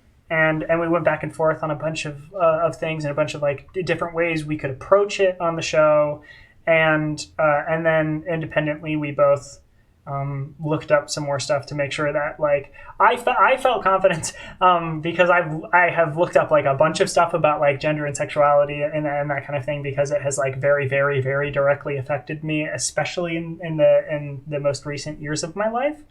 And I have a lot of friends who have come out to me as ace or like aromantic, or I mean, in a bunch of different ways. Like friends are coming out as like pansexual or bi, or even coming out with a new discovery with their gender and that kind of thing. So I felt confident we could handle it. We just needed to be careful and respectful, and I feel pretty good about how everything turned out so far. Yeah. I mean, yeah. But yeah. Cool. Also, that conversation just rocked. Mm-hmm. Yeah. I would love if all kids who came out to their parents had even remotely a similar situation. Mm-hmm. Yes. Yeah. If you have come out to your parents and the situation was nothing like that, that's not you. That's your parents. Mm-hmm. That's not on you. Happy Fox, you all share the adventure really well. How do you find moments to take control and moments to back off? I can start that. Cool. Yeah. A lot of it goes back to listening, like we had said before. Like, it's paying attention to like what is happening in the scene, where the scene is going, which is like something that like William really focuses on and made sure that we all focus on as much as possible, because that's like a big part of like, especially their like improv training, and what they really focused on was like editing scenes and like just listening to the flow of it, and like being aware of what ideas are being presented, how to being built on, and then like how you fit into that, and like when your ideas make sense now, when they need to go on a hanger, when they just need to go away. So like honestly, the biggest thing that I can say for that is just like paying attention and listening to what's really going on. I also think it has really helped that we've had a lot of conversations off stream about stuff. Mm-hmm. Like, you know, we are also very interested in these characters and in the stories that are happening amongst them. So I think there's been a lot of situations not on stream where we've been like, oh, well, you know, like Teddy's really interested in Derry's, you know, home life, or like, you know, how are we working together to build like mom strength, or like I think Spencer, you and I had a conversation. It was either part of the Zero session or it was like off stream very early on about Teddy calling Frankie Firejet. And then that has just been something that has just like worked to build on the entire time. But I think like it's a lot of us just being like, well, you know, what works? What worked that episode? Was that episode fun? Did everyone have a good time? What was everyone's like favorite part of it? And what is the stuff that we're like, oh well, you know, it'd be more interesting to see that sometime. I know there was a conversation after an episode in season 1, it was the episode Teddy went to go dig up Andolin, where Frankie happened to see him out the window of the Fox house, and like kind of confronted him. Yeah. And I chose as a player to kind of like continue on my own, and we had a long conversation about that after the stream was over, because I don't know that it was the best choice, and Spencer brought to my attention that he felt like, you know, that there would have been an interesting moment there had Frankie gone along with Teddy to that interaction. And so I think a lot of it is just those conversations of being open with each other, getting on the same page, and And working towards the same stuff. I will say it is like it's hard to play an isolating character, like how you did the first season. Yes. But even in that, like what has come out of that, that decision to continue on alone and tell Frankie to just go back to the family clinic, I think was really awesome. And it's like hard because like in play sometimes it feels like, oh, I wish I was a part of that, or like, oh, like would it be better if like we did blank? Sure. Mm-hmm. And always in retrospect, I've been like, no, we made the right choice. Yeah. Like every single time. And it's hard to separate those feelings while they're happening, because there have been a few times where like there are huge moments that happen on the show where we're just like, oh my god, like we don't know if that was good or not. Mm-hmm. We don't know if that was a good thing that happened. And then like I watch it back even like a couple weeks later, and I'm like, this rules. Like, what is wrong with me? Why did I think these things? I love pretty much everything we've done in its entirety. And like more specifically to answer the question, like as it was posed here,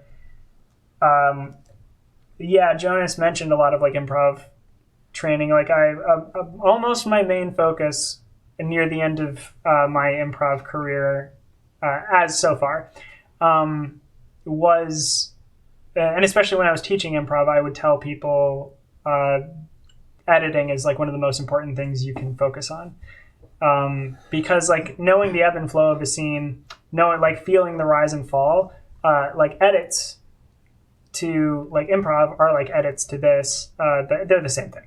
But an edit should be, in like 95% of cases, I feel like it is the job of the people in the scene to know when the edit should happen, and feel that, and then, like, when they're seeing, like, is that an editable moment, to just stop talking, and someone, like, else comes in.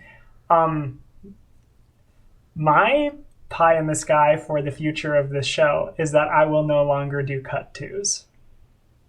Okay. I eventually would love if we were all self-editing and not saying, like, yeah, oh, so how about, okay, that feels like it's in a good place.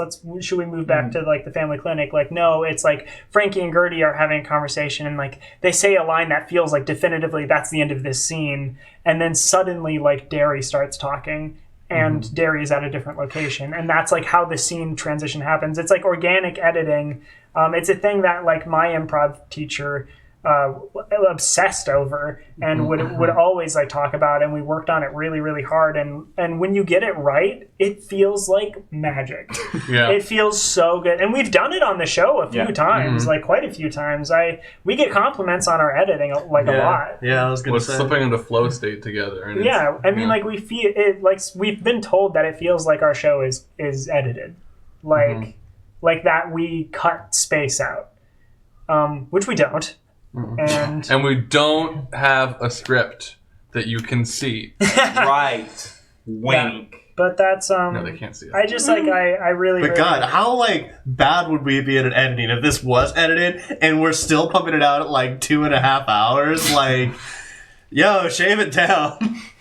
Only since you played Fox Parents based on how you wish parents were. I'll actually tag on just the last question real quick. I also think an element from my experience is, like, I'm a fan of everyone on this show. Yeah. And part of the unique form of theater that tabletop gaming is, like, you get to be an audience member as well as a player, you know? So that's something very fun, you know? So often I'm very invested as an audience member in scenes that are also going on, you know? Yeah, I mean, that's come up a lot this season with Frankie, especially. We almost had a conversation where, like, at one point where, like, 1 or 2 episodes you were going to play a different character because, like, everyone else was going out to do stuff, and Frankie was essentially bedridden. And looking back, I think we made the right choice. I think so, absolutely. Another one of those cases. Same page. All right. Y'all seen Stranger Things 3? Anything you want to emulate or avoid from it? I've seen 2 episodes. Yeah, Yeah, William and I I have both. Or together, I think. So, yeah. Yeah, The beginning of it. I have not. I would love to emulate, what's her name? Is it Robin? Robin Moore as Derry. But other than that, Steve's friend Oh, from the yes. ice cream shop. That's because I think she's cool. Yeah. Is it Robin? It is Robin. Okay, cool. Yeah. And she is cool. Yeah. I've seen all of it, and I hope that it in no way affects the way that I play this show. Okay. Billy Hargrove's hot. Yeah, I mean, like, there are parallels, of course. I mean, because the system is sort of based around it. But, like, even from our first season, like, having a dark, like, shadowy place that people go to. Yeah. We got a lot of... I was severely aware going into it. But here's the thing. That wasn't my plan for the series. I wasn't planning on having, like, this different world that people fell into or, like, whatever. But Franny mentioned the crow eyes or something? the crows at the beginning of the series and how, like, that was, like, very strange. And then I was like, oh, Well, that's time what we're doing. to throw everything out. Rewrites. Have we seen crows since that moment? Because I think At they all the end died. of the last arc. I keep peppering did we? them in. Oh, nice. Yeah, That's little cool. tiny, like, I moments. What makes it so spooky is crows aren't even native to Bald. Well, actually, Teddy did, in, like, the first episode, I think when we saw the crows, Teddy said something to the two. I always remember because I'm always like, that was dumb. But he says something about them being in molting season or something like that, and, like, staying involved because they're in molting season. That's why there are so many feathers to put in the crawl. Yeah, legitimately, yes. No. There is actually one thing Stranger Things Season 3 did that I think we don't want to do with this show, and it is a common thing that a lot of media does, but, like, it's an opening to talk about it, which is I don't think we really are interested in creating conflict by pushing the main characters apart. Which, like, without getting into, like, specifics, but, like, that is a trope that, like, I mean, we do things that, like, move towards that, but I feel like we don't want to do that. We want to avoid that as much as possible, like, creating conflict by us fighting with each other. But I don't know, maybe that's not something that we're all conscious of. So you should steal one of your siblings' letters, and Gertie, you should write more letters so that I can steal them. Tomato, I miss you. I hope I can play with you again soon. My favorite moment was the Council of Goth scene. Oh, yeah, it was pretty great. It was so good. And also, And thank you, we want to play with you too. Tomato, yeah, you want to do the next arc? Great, thank you. That and just how everybody showed solidarity in the hospital. Solidarity. Solidarity. You missed Nightbot saying, like what you're seeing, give our talent a tip. Every penny of your tips goes straight to our friends in front of the camera. Tip here, streamlabs.com. How come you can do links? Nightbot? Okay. Sorry. Wait, I have a thing I want to talk about real quick. Sure. Hidalgo is really fun to play. Yeah. And I want him to come back so bad. I want him Little cinnamon and roll. I want him and oh fuck. Lucy? No. Who's my other character? I almost said Desmond. The terrifying Baldwin. teacher. I want Baldwin and Hidalgo to be in the same room so badly. Like deep longing within my Baldwin- soul. When they're in the Hidalgo's same in the room, room? do you want to play one of them? Yeah. Okay, I was going to say. Do you want to play both of them? No. Okay, all right. Do you want to switch which one do you want to play? Which one you're playing? Yes. I think you should switch within the Yes. scene. No. Each scene will switch. I just wanted to say, I was really hoping there would be more where, like, you would play Baldwin and you would play Cynthia Powell. And then we could just have more of those bits. That's something that we kind of, like, talked about, where, like, jumping between characters can be challenging. Dicey. Yeah. Baldwin, and I love both of those characters a lot. They're my chances to play Frankie, and I appreciate it immensely. Dasani, I would love to see more big family stuff with Derry. It's always fun, seeing William having to remember all of those character voices, and two, Derry and his siblings throwing the most shade. Yeah. Super fun. I want more of it too. I mean, we have 5 Nazaris who live in town, and I think we could reasonably bring any of them in as long as there's time for them to travel there, because pretty much all of them have reasons to just show up. So I just want to make a pitch. I just feel like anything that you want to get, Twins got. yeah, I mean, they specifically have a boutique, but that's officially. Hey, yo, Also- you want to smoke some church? We gotta go to the Nazari Toy Factory at some point. Absolutely, yeah. Like Yeah. that's gotta happen. Yeah. It's no longer burned down, right? Was that Yeah. season 1? Yes. Yeah, that was like end of season 1. Well, it wasn't even burned down, but it had caught on fire. Yeah. On fire. Yeah. Skinny abs Wait, for the no, that was win. this one. The beginning of this one, I think. No. No? No. Okay. End of. Season You're right. 1. Yep. Skinny abs for the win. Go Declan. Nick T, have y'all ever snuck in any references to other creative works in Oh my god! Don't, Nick. Didn't I? Nick. Was it this, or was it Monster of the Week that I said something? Oh no, it was in D and Derry. There's a city called Anunnaki, which is the city that my character in Jake's Pathfinder stream, Court of Corvids, is from. Just was the first thing that came to my head, but it is the same. Other than that, Anunnaki. the only references we do are JoJo references. Yeah. Yeah. Was that a JoJo reference? Well, and wait. And Lord of the Rings references. Well, only one of us does Lord of the Rings references. Well, only one of us does JoJo. Was there a references, too. Ghost King? We all do JoJo references. We just don't all know it. Wait, actually, chat. Now that we have you, was there a Ghost King in Lord of the Rings? There was Yes, a Ghost there was. King, but that wasn't who said the quote. Yeah. It was the But king. what was the quote? Because I feel like it was super similar to what you It's said. you That quote was from the Labyrinth. No, but Where have you been? No. You're thinking was of the the Ghost king King of Labyrinth. Same one, Rohan. but It's I the think- king of doesn't Rohan he say mocking. something similar? I'm telling you the answer, and you're knocking over me. It was the king of Rohan with Wormtongue denouncing Gandalf. What does he Wormtongue say, is though? from Harry Potter. Stop. What does he say though? You have no power over it. And he's like leaning back, and he's laughing. And what was the when quote that you said? I mean, it was, but the main thing about my quote is that it echoed. Yeah, so it was the same thing. And then I said there was a clock dinging ding. But it's the same quote.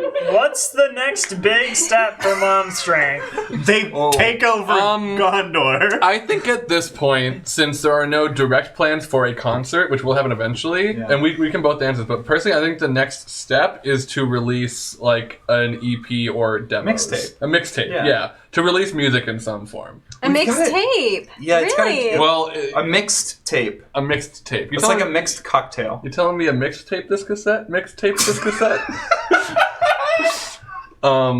Excellent. Just want you all to Excellent. know, this from Pappy Fox, just want you all to know what you are doing is important and special. The inclusiveness of the world is much needed in these times. Thank you, William and all.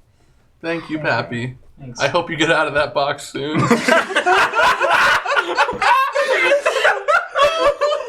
I miss him so much. Can we have a one-shot that is Pappy Fox and all of us playing entirely different characters? Well, it's all of us That's like playing- Teens in Space. It's us playing different aspects of Pappy Fox's personality, Yes. all Well, splintered within the box. The episode we did where Teddy was in the Shadow Place and had all the dream versions come in Arc yeah. 3. Still We'll do one that of my with Pappy favorite Fox. episodes. That was a wild episode. That was a Such wild good episode. Arc 3 poster. Yeah. Thank you, Shannon. Thanks, Shannon. Thank you, Shannon. SHA. Caring Lizzie says, they're my favorite streamers for a reason, and it's largely due to the caring, loving, and inclusiveness of the group and the stories they tell. I third that thank you, which Thank you, Tanameto Lizzie. also agreed with. Thank you so much. I mean, like, we do, I love making the show, and a big part, I mean, I didn't have a lot planned when we were going to start the show, but I know one of the things I said was to the group, and I said it in the Zero session, was I want to there's enough like drama and stuff, tenseness and like story points and stuff we can get from not being, or like having like a really bigoted world and like a lot of stuff. And I know it's like unrealistic, and it is a little escapist, but I found it really exciting and interesting to be able to build a world where characters can be out and comfortable, and where characters don't have to worry about necessarily racism and classism and all of the isms. The only thing, I mean, that would come out is some internalized shit if we've since we've been processed and trained our whole lives to think certain things and behave certain ways towards certain people. But hopefully, I personally am trying as hard as I can to avoid that sort of thinking. And like I fall into it every now and then. I know, like I got called out by Tanamedo for like basically focusing so much on having white people be the bad ones that I wasn't kind of giving that nuance to some of the characters of color that we've created. And I completely agree with that criticism. I had seen so much media that like always had redemption arcs for white bullies or just like cis white dudes that were really horrible and did horrible stuff, and then they always get redeemed. That I think I hyperfixated on that. And so, I mean, especially having like Teran Takahashi be the only bully that does have like sort of a redemption, what is I think like erring on the side of like a little problematic. So in the future I want to have more nuance. I want to explore those sorts of situations, like have enough characters of color where some of them can be pieces of shit. And it's like, and that's not the only representation that I'm bringing forward. I mean, same with like people who are not cisgender, or people who are not straight. Like, I mean, like technically, I said on a cast chat a long time ago that all of the main like bullies were straight cis white boys, but I kind of was bearing the lead there. This never has come up, and I probably would, because Big Rob's a character again. But it would for sure come up in a later arc. I don't know if you want to say it, but yeah, I'm just gonna say it so everybody knows. So there were several times where Gertie's character tried to flirt with Big Rob. Big Rob is gay. And Little Pete and Big Rob were kind of like together, because Little Pete was a bi character, that like, not that ever came up, but Yeah, they were. So whenever you would find them out together, they were like doing couple shit. Like Under the bridge. Yeah, I mean, like, Which is like, I will say, like, separate the like horribleness that they engage in season 1. A couple where one of them is Big Rob, like name wise is Big Rob, and the one is named Little Pete. It's so cute. They would be adorable up until, well, okay, they were shitty even before they got powers. Yeah, they're always shitty, Yeah. but they weren't always pure evil. And I think only Pete really became Yeah. evil. But yeah, After they got the powers, and it's like, oh, okay, cool. they don't edit, but I do. QueueTimes. QueueTimes, come on. No, it's a JK for a reason. And then Tanameto says lol. LOL. QueueTimes. I would love to Sorry, Marco, that wasn't real. Their popularity. Would it be a court of corvids? Court of what- crows. Starts rolling up a newspaper. No QueueTimes. JK lol. Haha, I couldn't not.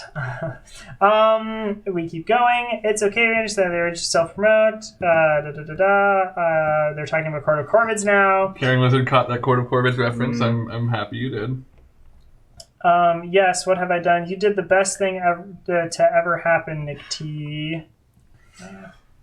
Anyone Anyone know why? what that would have been about? That was Nick asking what the references we've put in. Oh, yes. Oh yeah. Yeah. Oh my Caring god. Lizard, couple bullying, the new big date idea. Hey, honey, do you want to run down to the river and beat up some nerds? Want to go beat up some noobs? Nick T, didn't Lil Pete kill his boyfriend then? I mean, yeah. But also brought the boyfriend back. Yeah. Wait, oh, my boyfriend is back. I hope he was sitting there just like waiting for him to come up, just like, boyfriend. Well, based on the lore that I like, lore that I put in there, Big Rob like was when Little Pete did it, was not sure they would come back. Yeah. Yeah. I was like not cool with it. I mean, Little Pete is like the worst. Piece of shit. Yeah. The Absolutely. worst. Hey, real quick, I just remember because we have so many people. Well, we have at least a couple of people watching right now. If you have not created a character and sent that character to William, you should do that. William wants nothing Right more now. than more NPCs. You should create It is what a William character. wants more than anything. William is And doing as the you can universal see, signal for William please is more signing characters. that William has so many emotions. I want to be up ideas. to hearing The emotions are up characters, to here with good responses. I have four. I have 4 characters that I have not been able to bring in yet. And yours could be the next on the list. No, it's becoming with how rooted into everything we're doing. The idea of like bringing in new characters is more and more difficult. I already know I'm bringing in 3 of them. It's the fourth one. I'm a little dicey on. Like I'm trying to figure it out. Make the second Well, and the fourth like conjoined twins. They all live in Mohawk. Everyone lives in Mohawk. Everyone lives in Mohawk. Estella, does Estella live in Mohawk? Stella does. Estella might live in Mohawk. I don't know where she lives. Also, can I just say, now that we're like deep into it, and it's like already been established, it's never going to change. The fact that a small town like Mohawk has an international airport, but only has 1 terminal, is insane. As someone who's visited a lot of airports and like been like around, that's absolutely wild. It flies. And the fact that exists. I don't remember saying it was only 1 terminal. Yes, you did, because you have it. You said it was terminal, or it had 2, I guess. It was like 1 and 43, and like there were none of the ones in the middle. You said explicit, and also I said something like that. Yeah. It was the joke that we had made then was not that it was 1 and then 2 with none in the middle. It was that it like skips like all these numbers for no reason and then picks off at like 26. But and there are more after that, like 26 and up. regardless, the fact that it is an international airport in a small town is just wild. It's and a one-way to Germany. I love it, and it's great, but it is wild. El Paso has an Who international is Estella? airport. Before we get past it, who is Don't worry Estella? about it. Okay. It's Teddy and Andy's biological mother. Gotcha. Yeah. Well, Teddy and Andy's biological person. Yes. Yeah. Biological surrogate mother. Mm-hmm. Sir, I'm not even going to use the word mother. Okay. Yeah. El Paso has an international airport and only has like 12 gates. What? Okay, Yeah. that's crazy. That's about like what Wow. the Mohawk airport was like. Okay, cool. The more you know. Now that we talked this much, is there anything that any of you have that you want to say? About this arc, no. I do want to know if there are any questions or things you want to say about any of the Hiatus and Handlebars episodes. Because I don't think we've done those, or the D and Dairy thing that we did last week. Yeah. If you have questions on that. I will say this, Pappy Fox, if you ever come back on the show, God rest your soul. But if you ever make it back on the show at any point, Franny's not happy. if you ever make it back on the show and you are on the show, and then like after that point, if you want to, we would love to do D and Dairy with you. Yes. Yeah. We kind of wanted to do it last time. It just like didn't make sense. But Well, I can't have you back on the show until you're back on the show. So until we know what's going on with you. Would you be able to give us, William, a timeline as far as when that might happen? Teddy was not born in a test tube. Teddy was born inside of Yes. was born inside of a person. Grew inside of a person, was pushed out. Yes. As you do. But I personally don't want to use the word mother just to describe someone who helps to birth a child into the world. Especially if like it's explicitly like two dads going like, we want to have a kid, we want like our DNA involved somehow, and they find like a friend who's willing to do that. There are probably people who say like, oh yeah, this is your biological mom, or like this is your surrogate mother, like that kind of thing. I don't want to default to that because like there are I think it is. There are plenty of people for whom that's not true, Yeah. and that is what you're choosing to represent in this case, and I think that makes sense.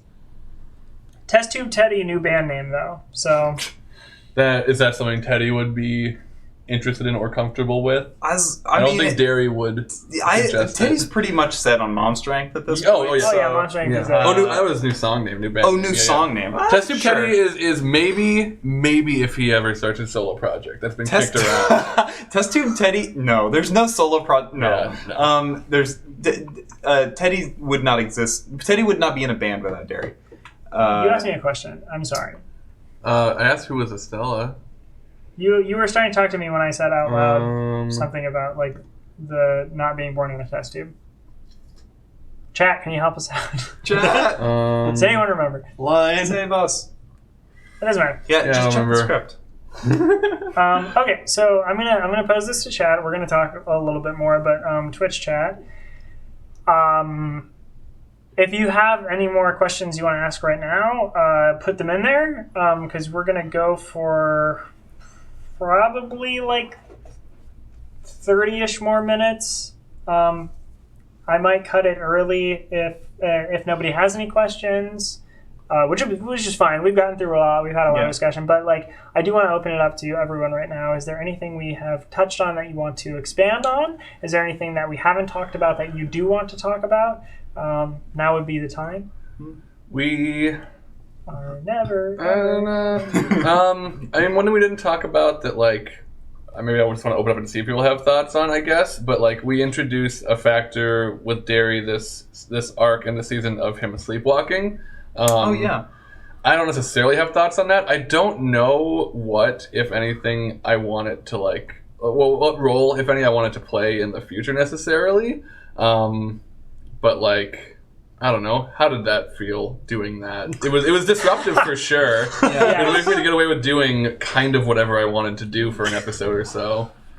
I think, I mean, like, you had talked to us afterwards about it sort of being triggered by Derry being under a lot of stress and also getting no sleep, which I think makes a lot of sense for why we hadn't seen it before now. Yeah. I don't know if that's, if you intend to make Derry, like, if that's a reoccurring facet of Derry's character that you intend to follow. But And I honestly don't know. Like, I think it might be. And if anything, it might just be like, if he's in similar circumstances, it might come up. I think it's really funny that this is something that we have in the bank, you know, and I definitely think it was like a very, I'm going to use the word Aventus. I like Sure. event-ish. Momentous? Like, well, it's weird because like Momentous, momentous. I feel like I blended them together, but like the quality of being of or around an event. Sorry. Bless you. Bless you. I don't know what the word for that is. Adventure-y. And yeah, it was an adventure. I just said adventure, not event. But like I guess what I'm trying to say, it was more of an event the way it came in. But I think it's still interesting that now you have this in a toolkit that like who knows when it'll come up the next time. Yeah. And I think that's a lot of fun. Yeah. Speaking of sleep, I want to. I'm very interested. Gertie and Teddy's nightmares, and the fact that they saw each other has not come up again. I forgot about that. That's why the shadow place is still a thing. That's why I'm positive. It has not come back up again, and I'm super curious about that. I don't know, Franny, do you have any theories about why or why, like what that is tied to? Because Gertie still has a connection to the shadow place. Yeah. Yeah. That's I don't know. I think that's very interesting. That hasn't come up again. At least not in a way that we understand it. It's lying door. We haven't slept. So.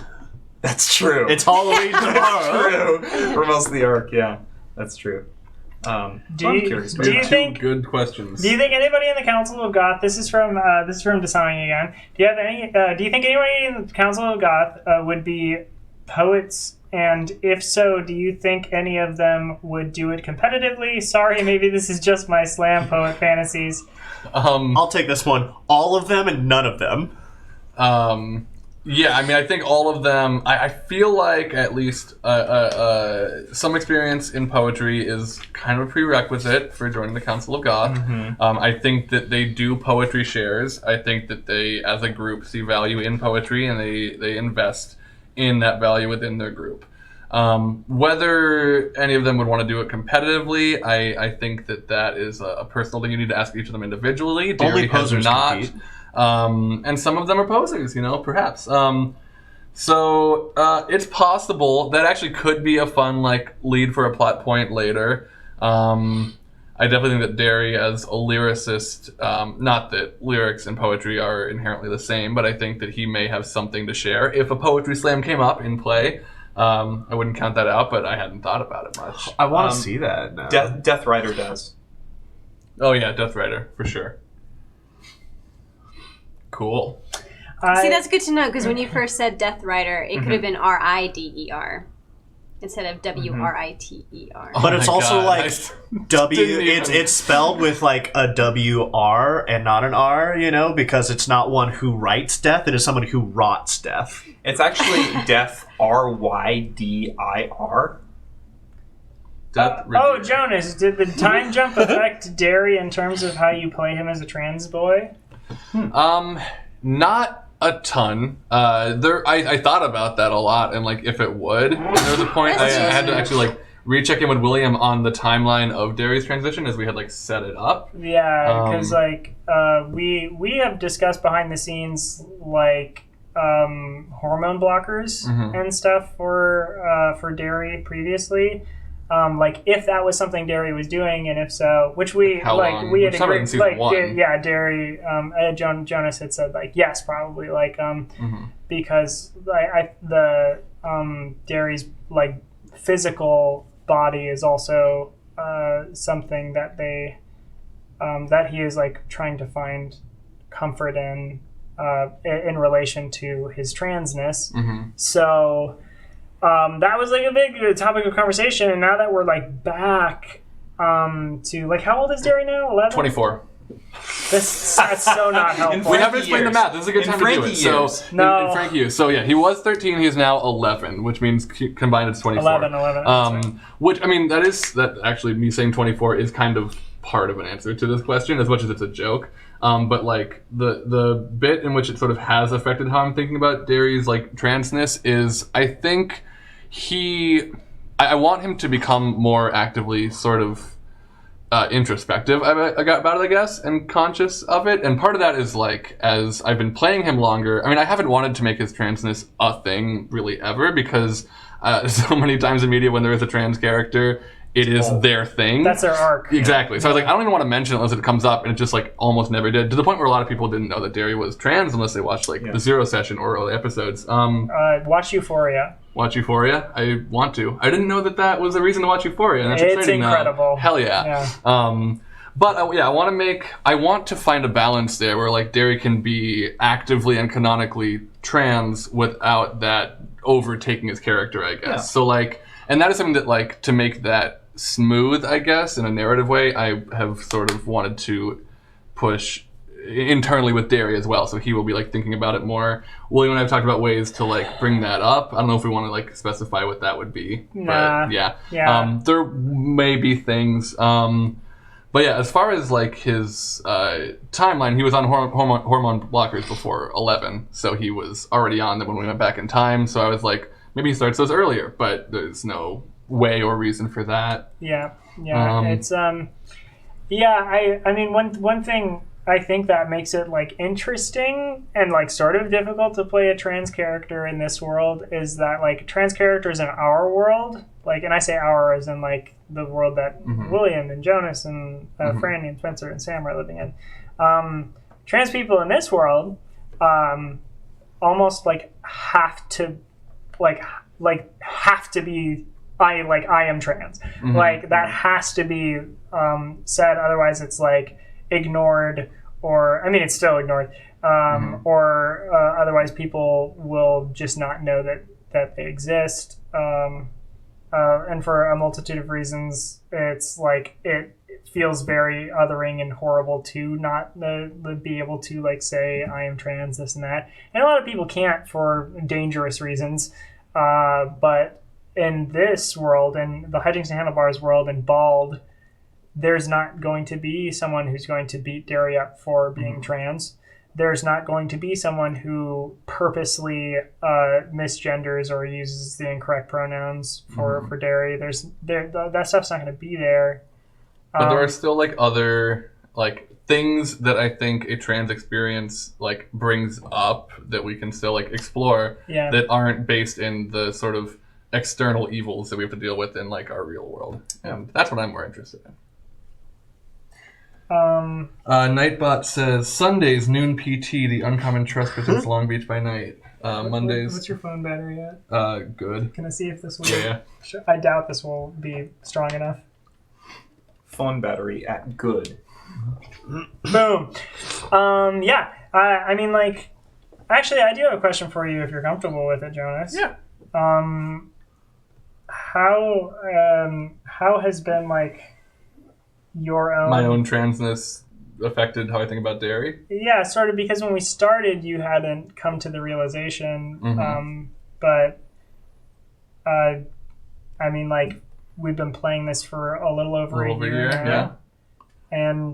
And through that process, I mean, I think I had come out like right before. Yeah, like right, I mean, to the point where I think like your like the pronouns you were using on stream like changed when we started. Yeah. Because at the beginning I was still okay with like he, him, and I was doing like he, him, they, them, which is where you're at, Spencer, right? And I also was for like a minute. Yeah. Yeah. I mean, and may go back to whatever. I won't, but yeah. So how? Yeah, I mean, thank you for actually asking, because I wanted to like mention that it's like not. I think that's probably a big part of what's made me want to think about it more and like want to represent more. And part of that is like as I'm realizing that like I am trans and I have like a relationship with my own gender that is like that to me feels transy. Like that is how I view like my own gender now.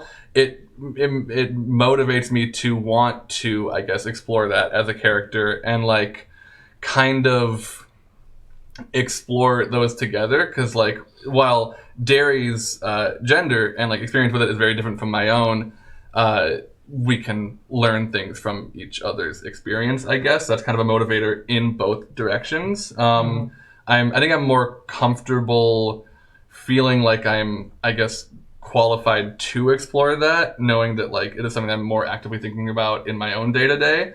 Not that I think you need that, but I think it is helpful.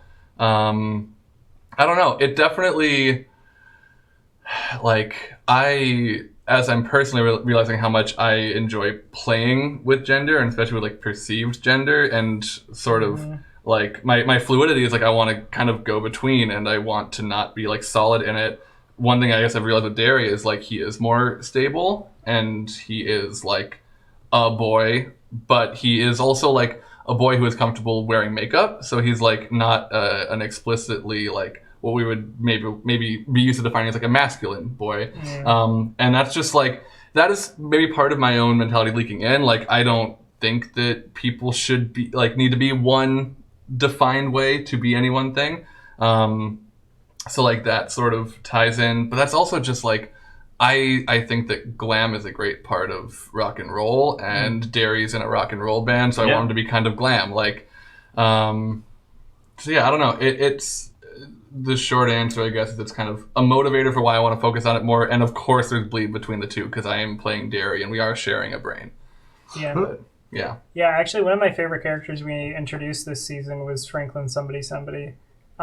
Because, like, a lot of my own, like, thinking about transness has been the idea of how simple it can be, or how outside of what people are expecting it to be, it can be. Because I feel like even within transness, and especially non-binary people, have already become stereotyped and been boxed back into this binary again, like how people expect non-binary people to be like androgynous AFAB folks or whatever. And a lot of AMAB non-binary people just get kind of ignored or told they're like just being trendy or anything like that. And especially if they are what society would deem kind of like masculine presenting, like Spencer and myself. I think it's really easy for people to look at non-binary folks like us and go like, yeah, okay. All right, sure. Yeah, I'll use your pronouns, whatever. Yeah, but that to me was like why when we introduced Dr. Somebody, named that character Franklin, and when we said Franklin, in my head I was already going like, I wish that was a woman. And then I was like, oh, sure, it's a woman. Why not? Yeah. And then when you were like, oh, can we just like change that? I want it to be like, well, I was like, hell yeah, no, like absolutely. Yeah. Because I think about so much when like especially when people come out as trans, and like people have asked me if I'm going to stay with the name William. And for a lot of people, it's like it is a very important way for them to like reclaim their identity and like and like have ownership of who they are, that they feel like was either ripped from or like stolen from them. But for me, William White's a freaking awesome name. Like I love William White, and I've always felt good as William, and it's never ever like been an issue for me. And that is the spectrum of being trans. That is the spectrum of identity and gender, and I mean like and of sexuality. Like every single like ace people are not one way. So that is part of why I felt comfortable us taking on something like that, because maybe we won't directly reflect some other ace person's experience, but that does not mean it's not valid, and it doesn't mean we're not doing it correctly or like doing a positive, like respectful service to it. And that is why at the beginning I felt comfortable you taking on being a trans boy, because I know that we are in that frame of mind, and we do think about these sort of things. And should the people who are like those identities are that those races are that kind of thing be the ones telling those stories? Yes, 100%. And it is like so definitely like prevalent in our heads, like being cautious and sure that we are not just costuming, but at the same time like we aren't telling those stories. To have like people of color and gender non-conforming and like non-binary and trans and all sorts of individuals in the world is just to say that like they exist and deserve to have stories that are not about those things. Yeah. And that's like a big part of like why I love doing this show, because like having like a trans character that whose storyline is not the fact that they're trans, or having an ace character where we get to explore the sexual identity at the same time as that not being the most important thing to Gertie. It is like it is a drop in a handful that is overflowing of things that are interesting about Gertie. And being licked up by Markle. Yeah. But at the same time, there are people who do want their like their queerness to be like a very prominent part of their identity, and like that also I think is something that could be fun to represent. Good to represent. I was talking to somebody, another like non-binary friend of mine recently, because there's a billion of us. It turns out when you find out later in life that it's an option, you go, oh, that makes a lot of stuff make sense. Teach your kids about gender. Teach your kids about gender. You can just be a girl. Teach your kid about gender. Yeah. I was talking to another non-binary friend of mine, and I was talking about like my experience as a non-binary person, and then they were like reflecting it and mirroring it back to me with their experience and like how different those two were. And then at one point they said, well, how do you feel, zero or infinity? And I was like, what? And they were like, well, do you feel about like removing yourself from that like box of what you feel like a male identity is like putting you in, and almost like choosing that like non-binary existence? Does that feel like 0 or 100 to you? And I said 0. Because to me, I think everything is bullshit, and I think the whole like system and like my perspective of it is that it is only limiting. So to me, it's like everything is 0 because nothing matters, and because of the way that our society works, everything matters. And to that person, they were like, to me, it's infinity. Because it means that everything is open to me and everything is an option. But we're saying the same thing. Yeah. We just feel different about it. And I'm in the same boat as friend in that conversation, which is like a thought I've had about me and William. I think it's very cute, where like I'm taking all the gender that William's not using. But just because like that's what makes sense for me, like to fit into like the moment and like historical, like the moment and history of how gender is perceived. For me, I fit in best and most comfortably with that by taking on as many hats as I can in whatever moments they feel right in. And I mean, like, I'll wear a crop top. I'll do whatever. I'll do whatever I want. But to me, wearing a crop top is nothing. Exactly. It's not you saying, "Hi, I'm femme now." Yeah, it means nothing. Me wearing earrings is nothing. Like Franny wearing a necklace is nothing. That doesn't mean anything about who you are. Nice like what you're doing. Yeah. I don't know if anyone would be interested, but read Leslie Feinberg. That name sounds familiar, but okay, maybe I would be. Yeah, I'm sorry. We like got off on a tangent there. God, what? But this is like gender hour. But this right here, I think. I'm sorry.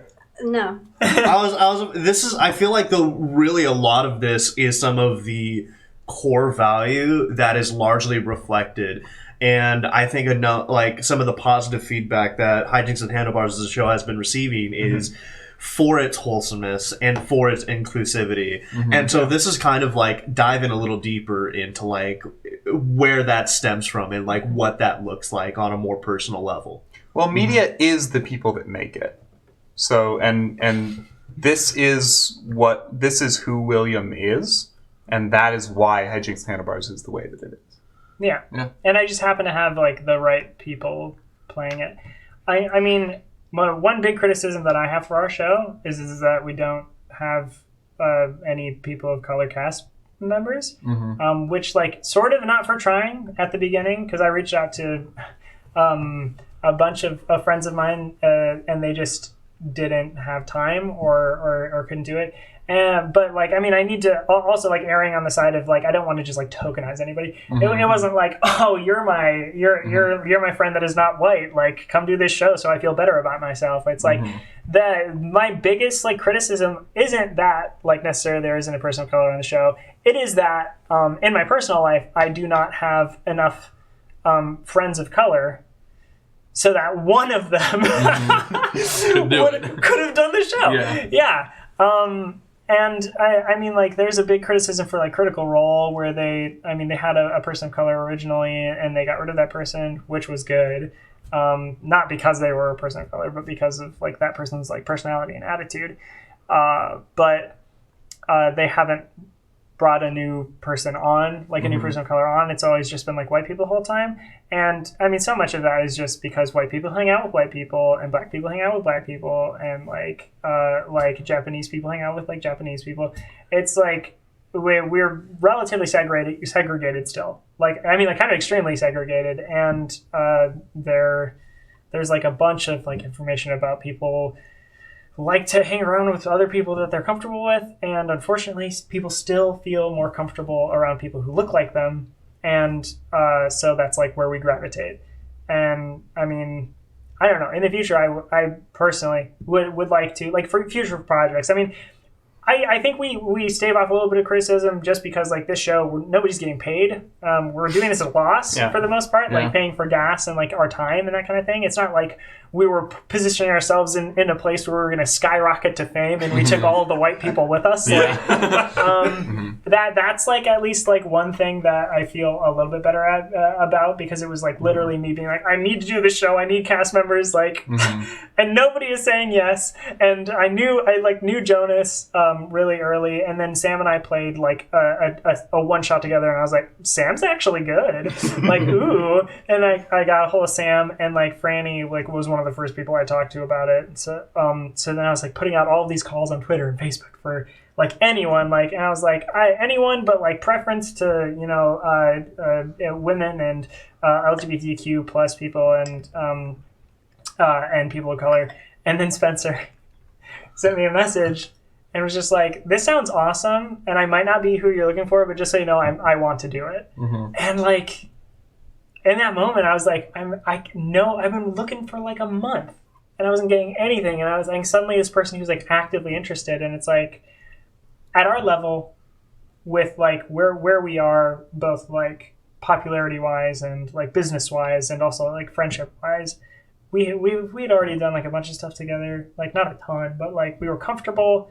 And I think if you are starting something and it feels like a risk and it feels like scary and new, I think it's okay to like surround yourself with comfort. But again, that does go back to the criticism is that I don't have friends of color, and also like I do not seek out to like put myself in situations where I would meet people who are not white. Like, I don't go to events that there are not white people at, and I don't go to like anything. I don't go out of my way to actually break through that cultural barrier, because like it's there, and it's like, and to say this in Southern California is like pretty ridiculous. So I don't know. If anybody wanted to criticize our show for that, I completely accept it. Like, absolutely. You can also love media and also know its faults. Know what it could be doing better, and and I'm sure there are shows that do that better, and support them for sure. Support shows that have people of color in their cast, because that is very much needed. Yo, Rivals Waterdeep rules. Yeah, that's an all person of color cast. It's really good, and it's like it's the official Wizards of the Coast like D&D live stream, and Wizards of the Coast and D&D don't promote them at all. And it's like they were recently like left off of this like survey kind of thing where people were like, oh, what are your favorite like Wizards did D&D like streaming and like podcasting shows, and like all like most of like the big ones are on there, and like this like Wizards sponsored freaking like Rivals Waterdeep show is just nowhere. I don't know, we're getting a bunch of robot winks. I don't know what that could mean. Yeah. I mean, oh yeah, we can probably start wrapping up. I was just gonna say I don't have a whole lot more to comment on. I just want to, since we're sort of winding down the stream, say that it is. I appreciate the people who are watching this show immensely. It has been a year, just over a year, since we started playing, and I don't think any of us. I mean, all of us wanted the show to do well, but I don't think any of us had any real expectations for gaining a following, or like William said, like gaining any sort of monetary compensation for the show. It'll be a long game. time. We're playing the long game before we get like any money. But we really have, over the last year, developed something of a small little community online.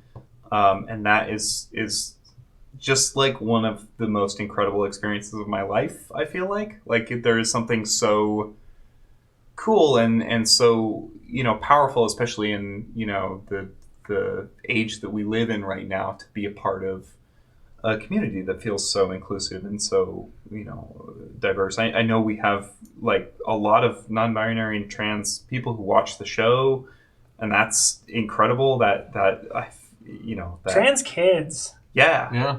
I've had 2 trans kids reach out to me on social media to tell me that, like, just introducing myself with my pronouns at the beginning was extremely validating for them, and that it was cool to see, like, well, they called me a popular performer, but, or something. I mean, like, sure. Yeah. I think that I have enough people watching where I don't have to like put down people's perception of me. Like, oh no, I'm not popular. Like, yes, I have a little bit more attention than a person who does no shows at all or whatever. Like, but that's like. I used to say, like, we get, like, one person who actively, like, loves the show that isn't directly a friend of ours, and the show is successful. Yeah. Like, the show is, like, we have met the quota. Yeah. It is, like, it was everything it needed to be. And now, for me, that, like, the quota's been, like, stomped on and destroyed with just, like, the first time, the first time that a kid reach out to me to say, like, I am trans, I am non-binary, and like seeing you like perform and seeing you introduce yourself is like everything I've needed. That's like not something I was expecting to happen, and clearly why, like, what the show is about, like, and that inclusivity and that representation, so that people can feel like valid about like seeing stories told about them and that kind of thing. So. And also the fucking fan art, y'all. Yeah. It's off the chain. That Krolum sculpture? It is ridiculous. Oh the Krolum sculpture is off the chain. Can I Hart, right? Yeah. Who did the watercolor like cutout drawing of Teddy hugging Annalyn? Yeah. Oh my god. That's Nutty Heart. Yeah. Just a minute. Yeah. That is not. Someone said in like the season finale of the show that Teddy is their favorite fictional character, and that's wild, y'all. That's wild. That's the life I get to live and the world we get to live in and the show we get to create together. Yeah. So thank you for everyone making watching. That what it is. And thank you to everyone else on the show, because it's special. The caring lizard comes in here near the end. My heart, these kids need to be protected and loved. And Dasani, as a gay black teen, I always felt uncomfortable in nerdy spaces online, and it wasn't until I found this show I felt so comfortable and so happy and so seen. And I really want to thank, for a while I was satisfied with people saying I was welcomed but never acknowledging me. But I really want to thank you guys for really make this part of the internet my favorite part of the internet. Yeah. Okay. Yeah. Cool.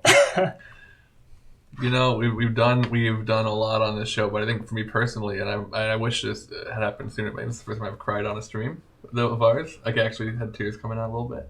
Very good to hear that. Yeah. And I'm sorry that before this point you didn't feel comfortable and accepted in those spaces. I mean, like, and I get that, especially in like nerdy spaces. That sucks.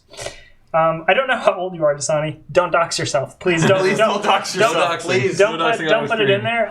Don't. We should just blank. I will for you if you're not careful. Carte blanc. Don't put your personal information. Don't share your personal information with us. Don't put your personal information online. If you're gonna do it, DM me on Twitter. No, just totally kidding. I'm kidding. Please don't. But that's really cool. That's amazing. Actually, I'm glad we can be that for you. Do I feel like we're worthy? Yes, because we work really fucking hard. So,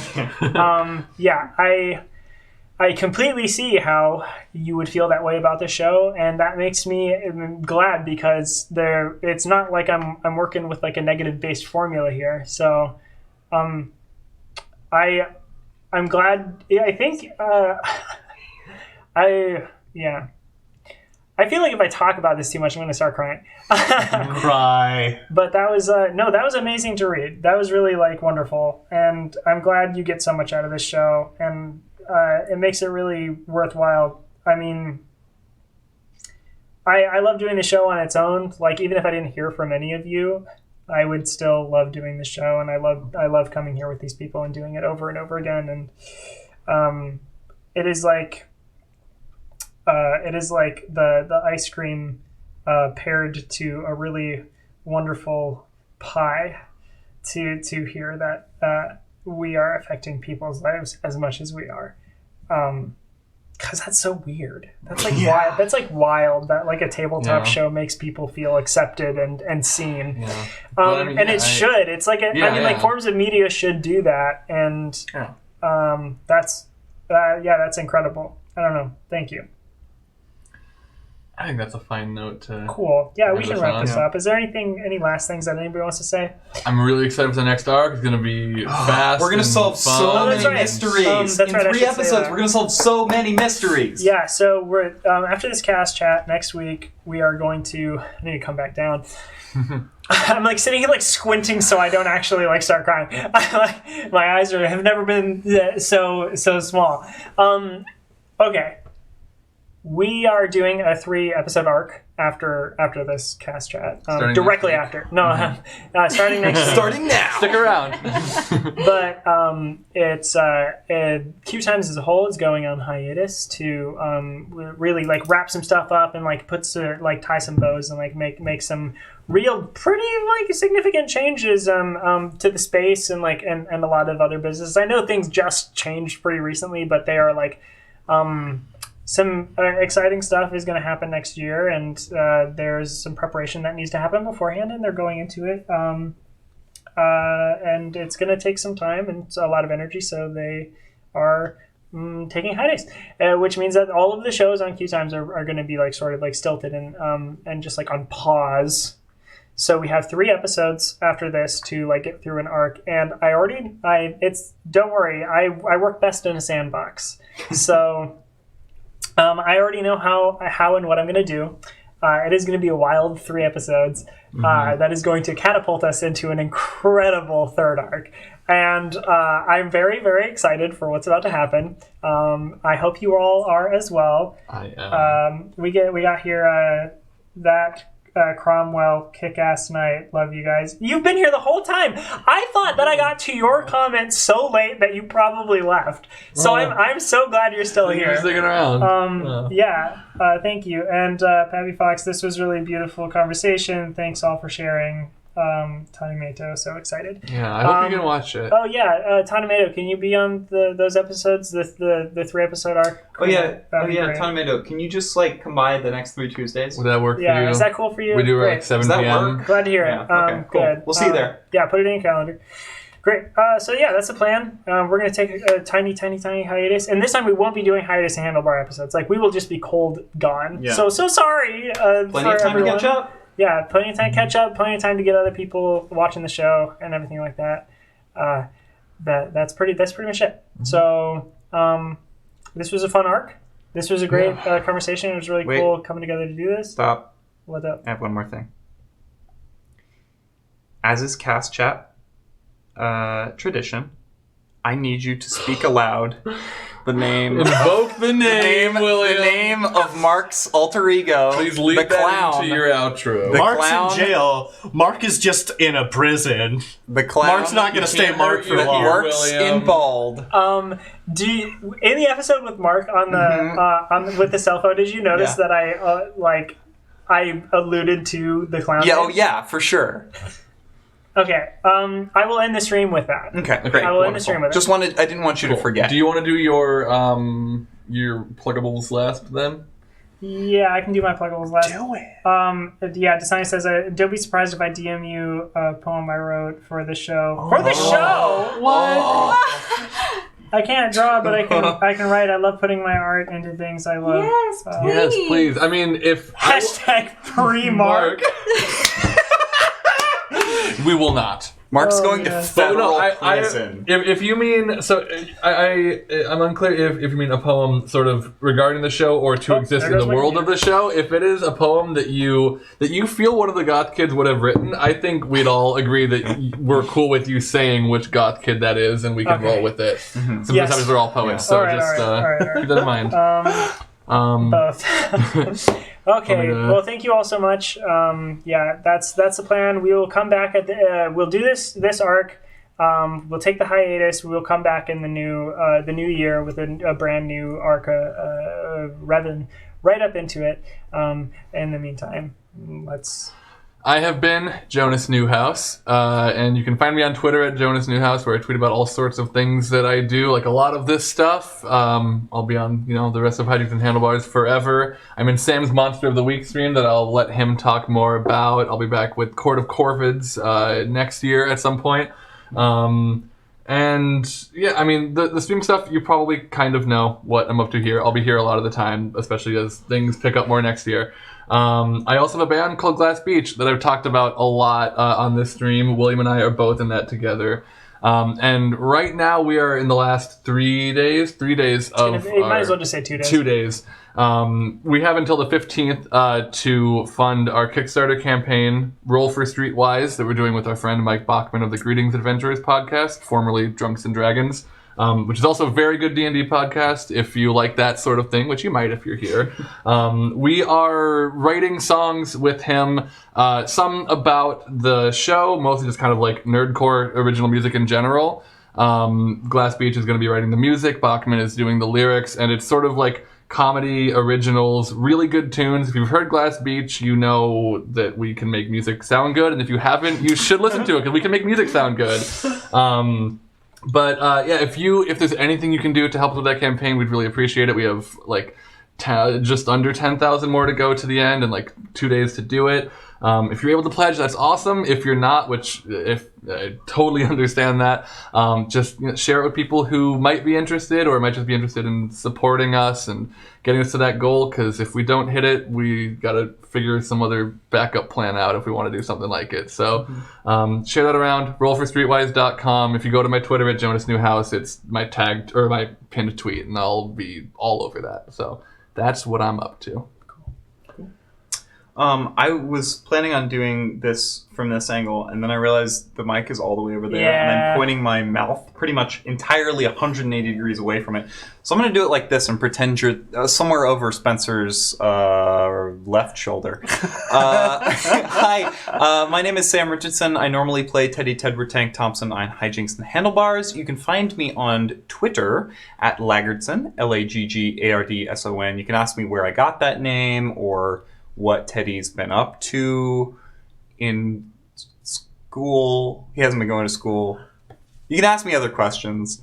You can also find me on QueueTimes, the QueueTimes main YouTube channel, in a playlist called Monster of the Week, where I run a show called Monster of the Week that also features Jonas Newhouse right here and William. It is a wonderful show that I love immensely, and which is in its very final arc. So, Witches, you say? Yeah. You didn't hear that. That's not a spoiler. No. It is in its very final arc. There are only 5 of them. There's 12 episodes out so far. There are 3 left to go, and then that is it for the story. That is the story that we are telling is over. So come check those out. Quick pitch for it. Jonas plays a seal person. With a sword. Big sword. With a big sword. Huge sword. William plays a really, really smart PhD candidate who finds out that monsters are real. And our good friend Sammy Dar plays a witch who has forgotten. It all comes full circle. Mm-hmm. Who has forgotten or had forgotten everything about her past. It's a little bit like Supernatural. It's a little bit like Buffy the Vampire Slayer. It's a little bit like its own thing. I heard Buffy the Vampire Slayer, and I want that Christmas special. Yeah. So you should come watch it. It's wonderful. It's you can find it on the QueueTimes main YouTube channel or here on Wednesdays at 7 p.m., including tomorrow night, which is, if you're watching this on YouTube, was I think last week, but Wednesdays. Come watch it. It's a good show. Yeah. I'm Franny, and I normally play Gertie Fox on this wonderful show. You can find me on Instagram at JUST_FRANNIE, and then my Twitter is the exact same thing with just a K at the end. Please support Glass Beach. Please support Monster of the Week. I will be guesting on it. No, I'm just kidding. Well... But no, yeah. Not yet. Hey, that's all I have to say. Hi, I'm Spencer LaBelle. I normally play Frankie Fox. Thank you for coming tonight. And may I just say, eat brains, smoke weed, go church. All right, I'm going to be the last one. So don't make me regret it. I've been William, the GM, and you can find me on Twitter and Instagram at KWilliamWhite. You can also find the Twitter and Instagram for this show at HandleStream. We